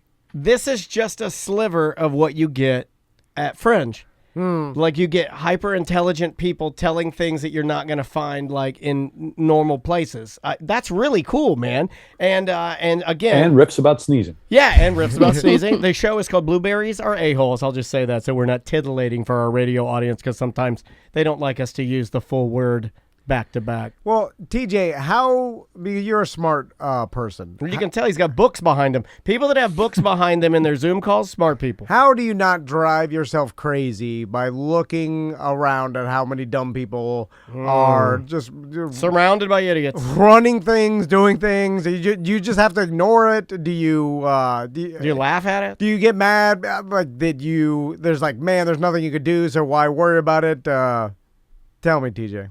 Here's my sincere belief. If you sharpen your perspective just right, everything is fascinating because everything's interesting. And everything, even the frustrating stuff, even the nonsensical stuff, even the supremely weird stuff is all a part of the whole. Everything fits in somewhere. Everything has something to teach you. And it's not our natural inclination to be curious after a certain age. This is something I talk about in the show. There was a study that showed that people's listening habits of music, they studied people's listening habits on streaming services. So this is people's unguarded, just like, here's what I want to listen to, and here's what I'm going to listen to now and all year and all that. You know what age people are when they stop listening to new music? Any guesses? I know for you, Tom, it would be when I met you. How old were you when I met you? Oh, yeah, it was right around 22, 23. I would say the average would probably be 23. Yeah. I'll say for Tom's sake, I'll say 25. Yeah. Okay, 33 is what they found. Ah. Yeah. 33. So, and it's not dumb. necessarily always 33. It can be younger than that. In my case, it was. And then 33 is when we just decide all the music out there is garbage these days. The good music is from when I was younger. I believe that applies to more than just music. I think we're curious naturally up to a certain age, and then we start to get cynical. We start to build walls. We start to defend those walls. Interesting. But it doesn't have to be that way. You can choose to stay curious. And when you do, life is a banquet. Everything is a carnival, even the crazy stuff. Yeah, man. And I'm all about crazy carnivals. That sounds lovely. TJ, it's a great place to live. Yeah, it better than a sad carnival for sure. Man, I really, really like the way you're thinking. Yes, Tom. TJ, are you a fan of? And I forgot his name. We used to have him on the show all the time. When he has a real crazy. Pompadour. Island Boys. Oh. No, Pompadour. We used to have him. He used to have a show on like True TV. Oh, Adam Conover. Yes, Adam Conover. Adam ruins everything. My memory just came back. I changed my crazy pills this week. Because it kind of reminds me of your vibe. Kind of reminds me of his vibe, which is like calm, logical, cool, smart guy. He explains why we do certain things and how illogical it is or ridiculous it is that we follow these rituals. And are you familiar? I'm not, but that's a perfect illustration of something, especially now that we live in the age of the internet where you're never going to run out of stuff to look at. You're never going to be at that stage of, I've seen it all, I've listened to it all, I know what there is to know, I've read it all. It's like, that's impossible. Anybody who says that or believes that about themselves is deluding themselves. So the fact that I now get to check him out is tremendously exciting to me because, and this happens all the time, like at least once a week, I find out about a musician or a TV show or a podcast or a book.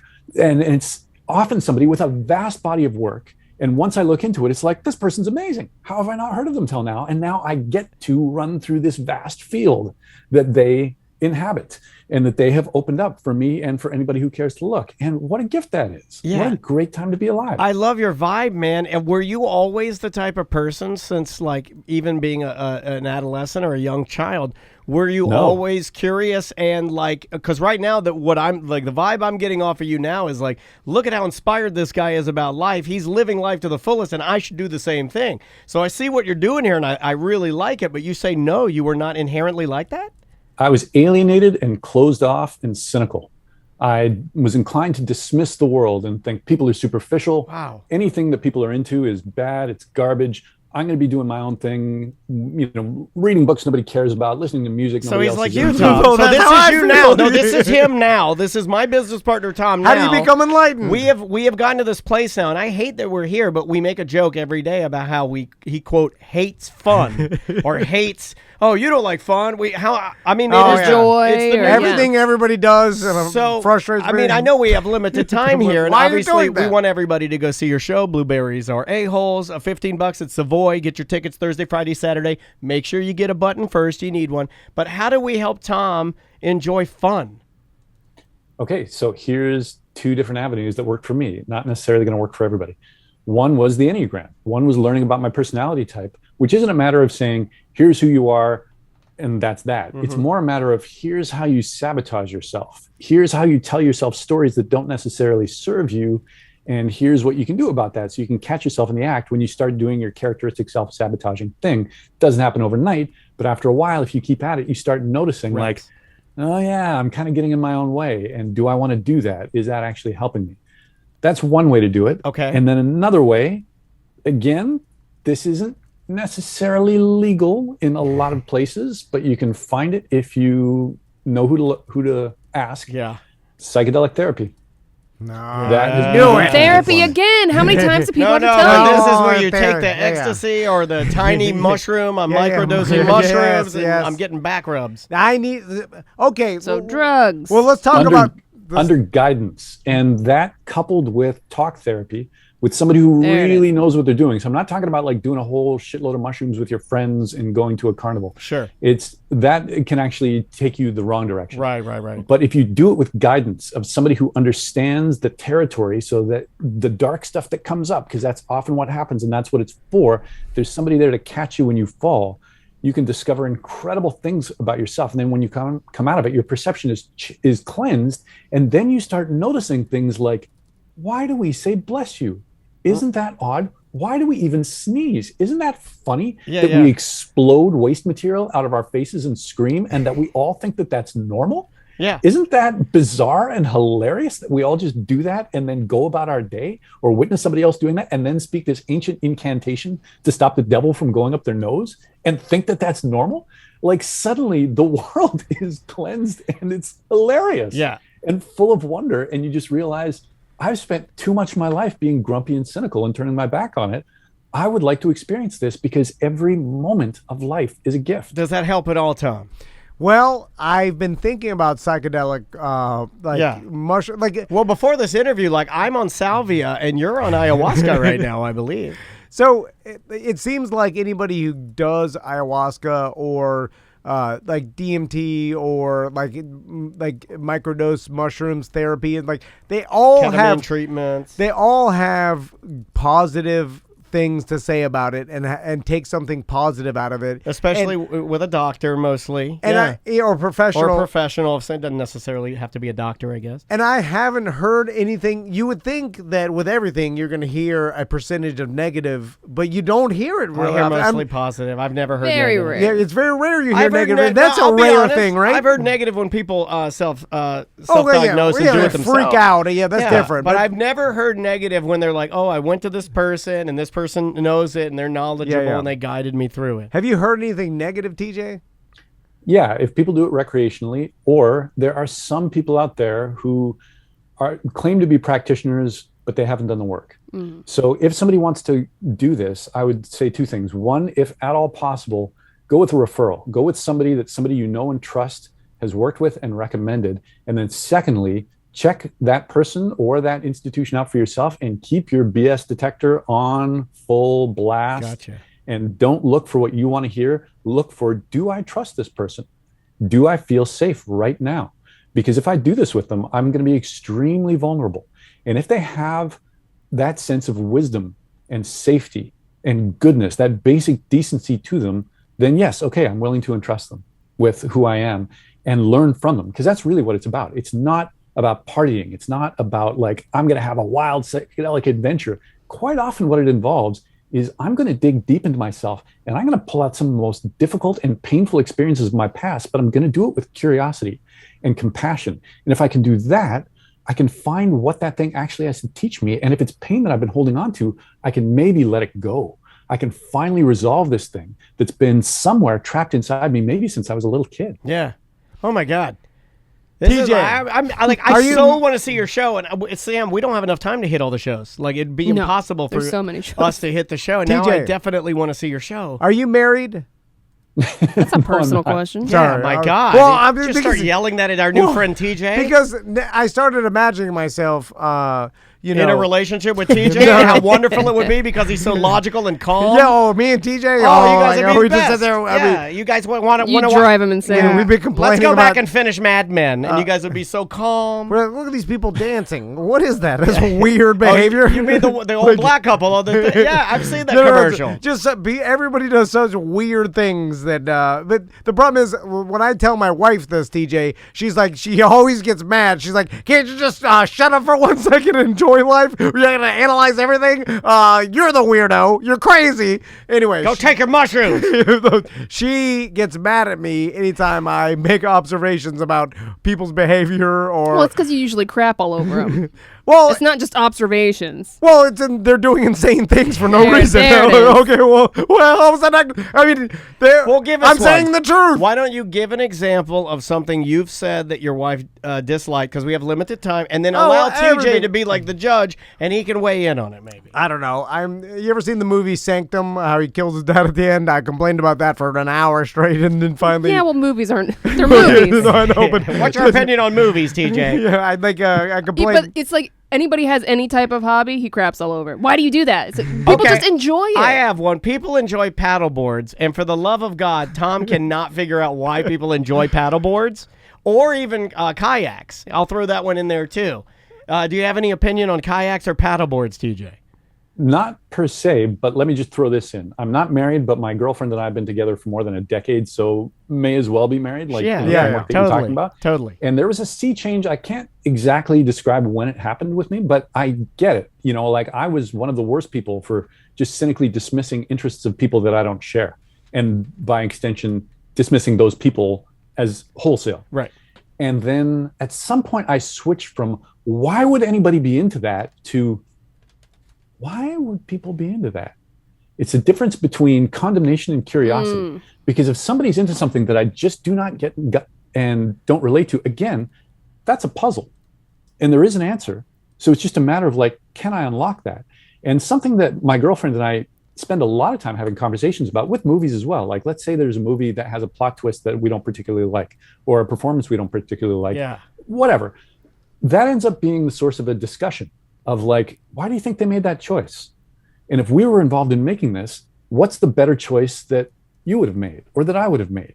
Or would this role have been played better if it was a different character or a different actor or a different gender or a different time period? Or like, it just ends up being a catalyst to conversation, to exploration, rather than harumph, that sucks, I hate it.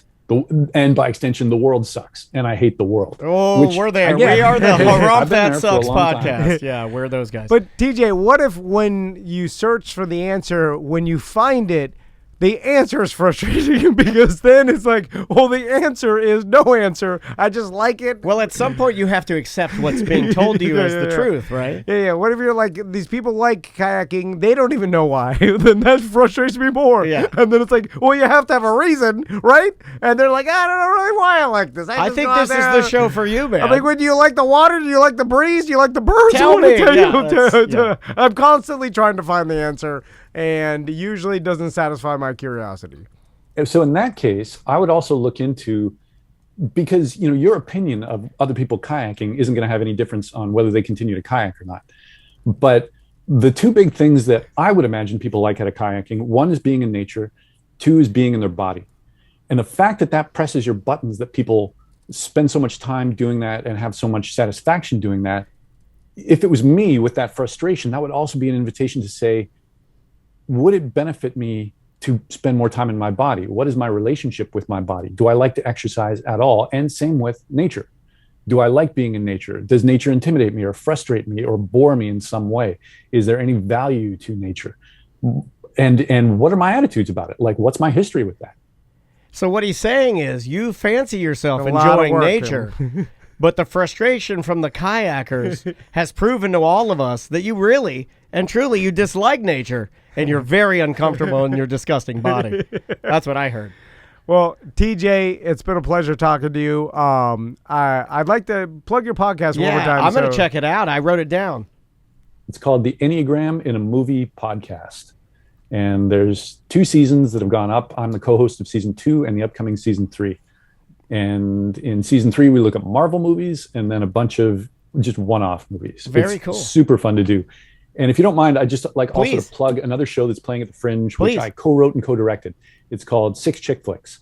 And it's a 2-woman parody of 6 different famous chick flicks. And those 6 chick flicks are Titanic, Pretty Woman, Beaches, Legally Blonde, The Notebook, and Dirty Dancing. And that's awesome. playing at the Silver Venue at the Orlando Rep. And it's a huge hit. It's one of the funniest, most wonderful shows I've ever been involved with. Awesome. I don't know how you guys do it when you're like in a show, doing a show, directing a show. Then this one I wrote. Then this one I just helped with the costumes. Like, I love the fact that most of the performers we get to meet are multifaceted, like where they don't just do one thing. Smart and talented. Yeah, It's weird. and seemingly I missed out and on one healthy. of those. Like they're healthy. Like they have a lot of energy. Yeah, But TJ, hopefully when you're in Orlando again or popping around, we'd love to get you in here. Thanks so much for the time today. Best of luck with the show, and we hope to talk to you again real soon.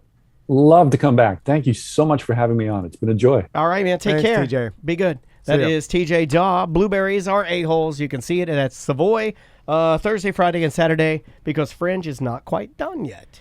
You know what I realized? Whoa. He's got to go.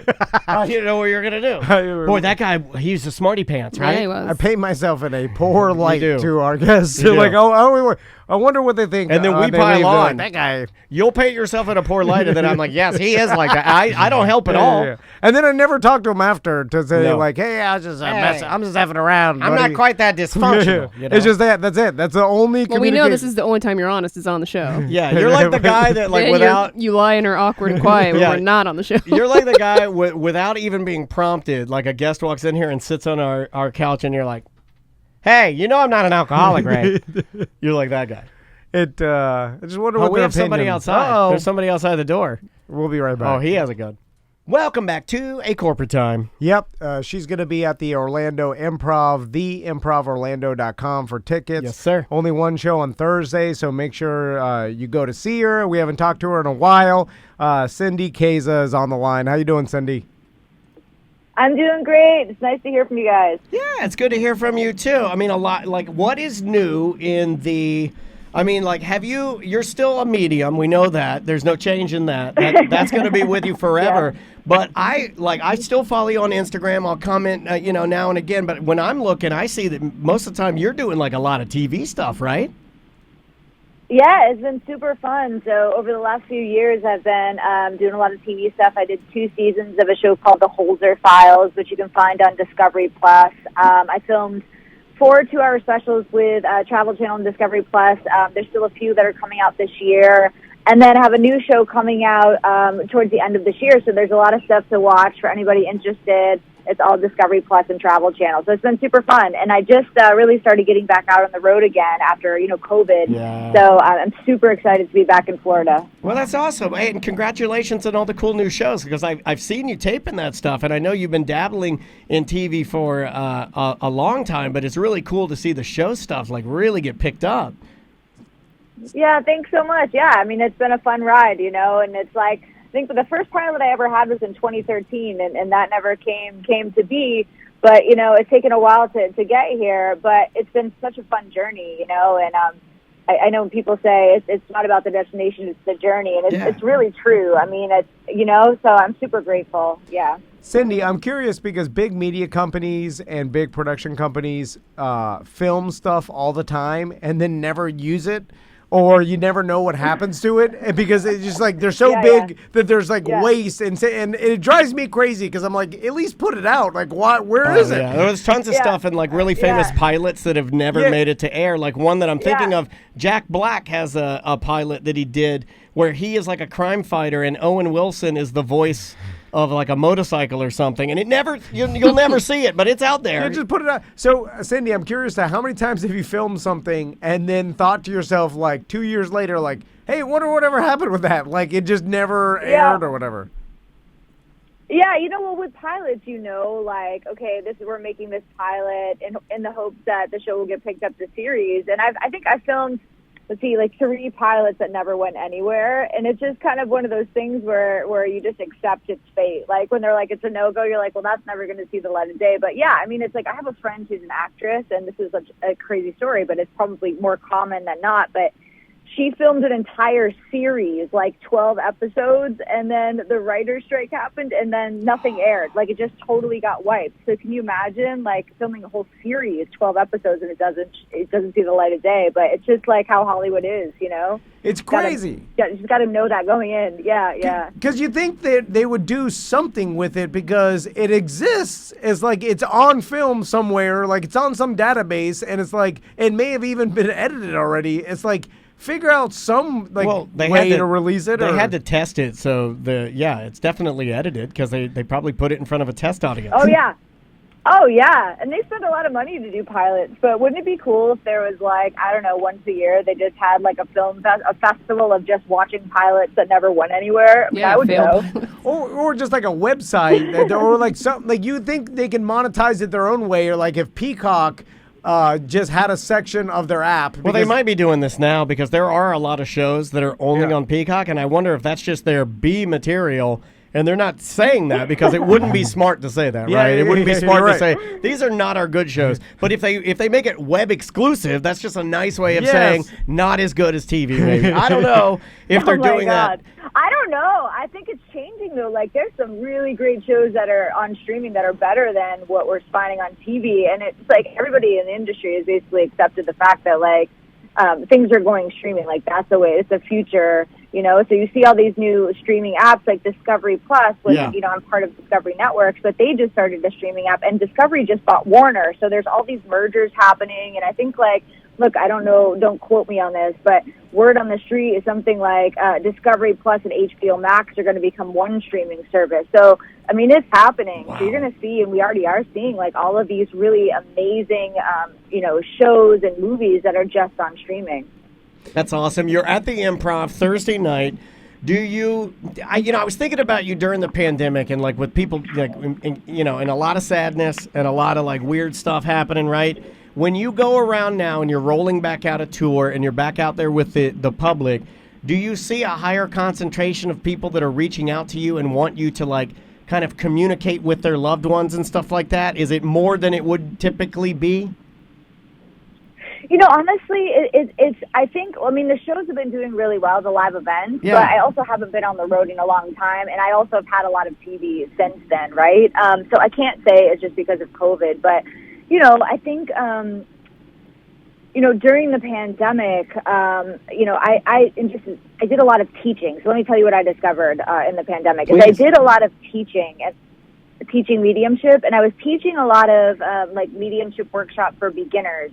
And I found that, like, during the pandemic, a lot of people were having more experiences. They were really becoming more open to, you know, mediumship, their own psychic abilities. And so I noticed more that people were coming to learn about mediumship. And I thought that that was really interesting. And, you know, some people, like, in the paranormal field will say, oh, it's because of the energy of the pandemic.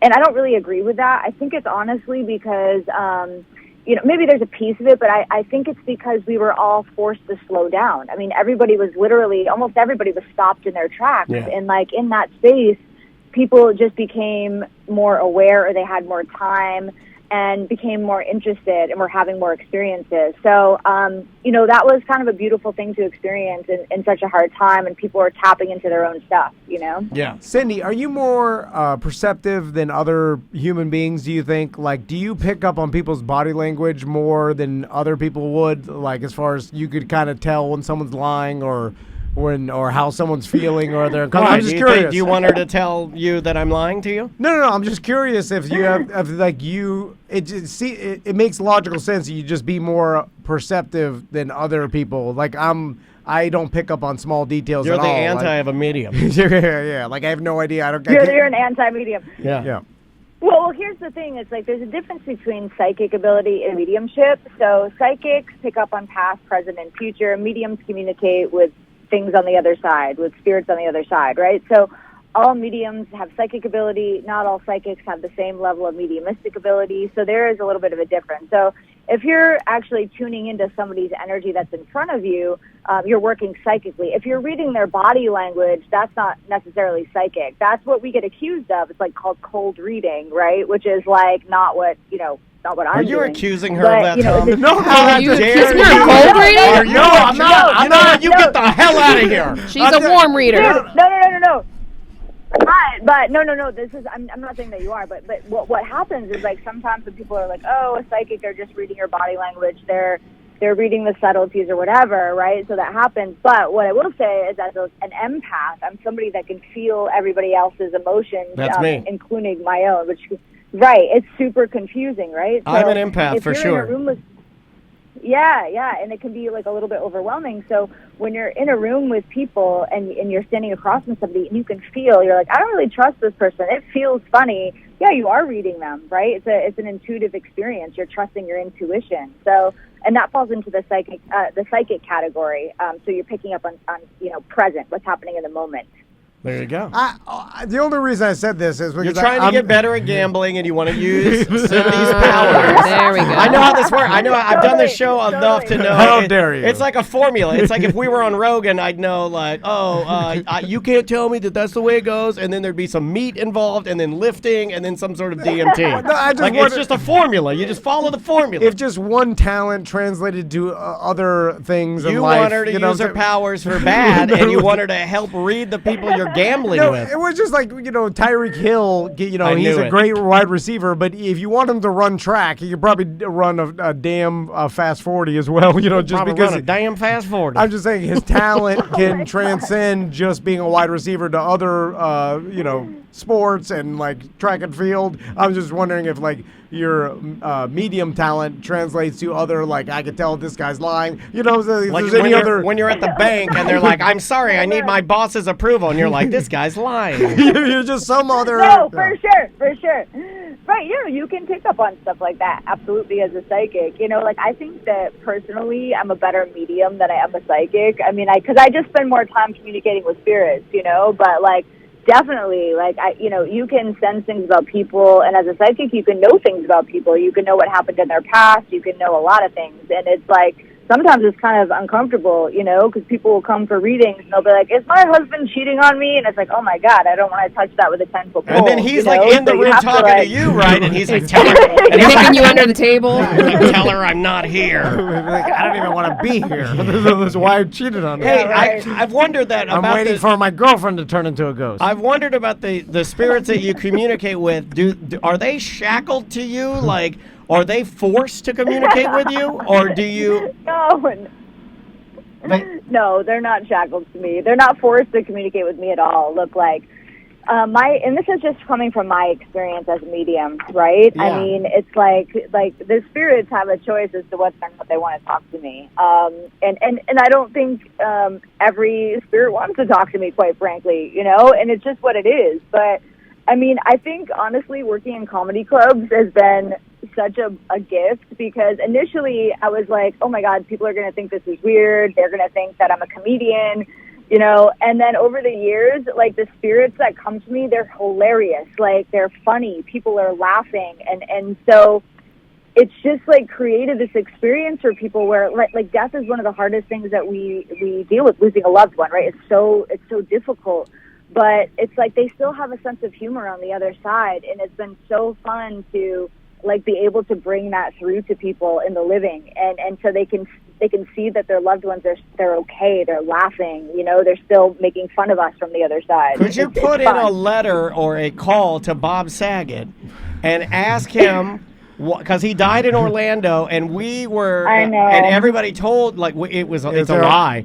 Everybody said that we were the last show to talk to Bob Saget. That is not true. Yeah, but we just went with it because we don't care. We want And the what we fame. care about him. Oh my He got God. nothing, but it was the most accomplishment we've Can ever. you please thank him for being the best thing we've ever done? Yeah, well, he can hear you, so you can thank him yourself. Okay, thank you, Bob. Oh, no, yeah, he's not around. Yeah. Thank you, Bob. He's I'm not picking him up on. hanging out with John Mayer. Yeah, Like, what are you and- hanging out with us? Yeah. You watching John Mayer bang beautiful women, right? Yeah, if I were Bob Saget, I'd be hiding Oh in my John God. Mayer's closet. Oh I my would be God. I would be hiding in John Mayer's closet and just Yeah. watching the cavalcade of stars. I would go into. I would go the inside beautiful John women. Mayer. No, I would, yes, I would yeah. go inside John Mayer. Ghost. I would enter through his rectum. If I were a ghost, and I would smoosh my entire 5'2" of me into his stomach. I just tuck in over one area. I just gotta hide there. Did I miss something? I feel like I missed something. What's going on with John Mayer? What did I Oh, miss? the John he's Mayer. a They were friends just really about good their- friends. They're like best Yeah, friends, yeah, like yeah, John yeah. Mayer and Bob Saget. Oh yeah. Yeah, and a lot of Okay. a lot of people don't know. I should have probably told you that before I went to the ghost rectum thing. that's my bad. going on? That's my bad. Hey, Cindy, you're going to be at the Improv, one show Thursday. We love it when you're passing through town. And hey, next time we'd love to get you in here in person, unless there's more viruses absolutely. around. But hey, thank you for your time, and it's always a pleasure talking to you. Okay. Oh, of course. Yeah, it's been nice talking to you guys again, and I'll be in town next time. I'll come in and see you in person. Yes, Sounds good. ma'am. Let's do it. Safe travels, and we'll see you on Thursday. Okay. All right. Thanks so much. Bye-bye. Take care. Thanks, Cindy. Always nice talking to her, especially when there's other people sitting around here looking at us and they're like, we don't believe this. And we're judging you because you're believing it. I'm like, I'm not really believing it. I'm just like helping Hey, to. well, yeah, it'd be fun. I'm not yucking What are up you people's gonna do? yums. Cross my arms and Yeah. be like, Don't believe it. I don't know. Make yourself a ghost and crawl in a rectum. Let me I see you don't do it. believe If I don't nothing. see it. Yeah, thank you, Sam. also, that was a great example of unintentional D-head that I just did because. You do it all the time. But I was. You did it with the guy from Less Than Jake, Yeah, too. You're yeah. like, tell us about all these festivals you go to that are garbage. And I'm like, he's doing one, and we're there And to then you promote started it. saying he was lying and Yeah. said the wrong date after we got off the phone Yeah, with him. what the Just hell's leave him wrong with alone. you today, man? You all right? What I do? You want to fight everybody? No, I didn't say no. Y'all are two cranky old men today. I am trying to not be cranky nice. today. Earlier today, you might have thought that was cranky. That was just me not remembering. That's just dumb old man. I feel like it's a logical. You were spicy earlier. Like it's a logical correlation for me to say, does your power? Okay, Is your Does your power? power- First, we have to establish what universe we're in. Okay, right? what Because multiverse? Yeah, we- where there's a lot. Yeah, because like when you're watching, Are we bringing them on or no? Who- We're just gonna who- sit here and Brendan- listen to him. Who's them? Brendan I don't can know talk if- to him. I don't know if we want to dox the other person here. No, Hey, was Brendan this- Twitch chat's O'Connor's freaking here. out. Was this on the schedule? What's It was happening? not on the schedule. No, This it did not run by was in me. my head schedule. Excuse me? Well, It's called the Hedgewell. when at 2 p.m. It was in the Hedgewell. And I realized it right when you were at the door. I was like, "Oh, 2 p.m." And then I was like, "We had because Wait, what was 2 p.m.? Oh, 2 Our p.m. meeting- our Never meeting. forget 2 p.m. no, Rosebud. because usually What are you doing? on Wednesday we're done recording by 2 p.m. and then We're never done No, at 2 p.m. usually on a Wednesday. 2:30. But Yeah. go ahead. no, yeah, So you told somebody to get here at 2 p.m. even though we had something on the schedule for 2 p.m. So you're wasting their time. No, I told them a week ago before we They had brought this us on the gifts. schedule. So you didn't put it in the schedule, so I would know.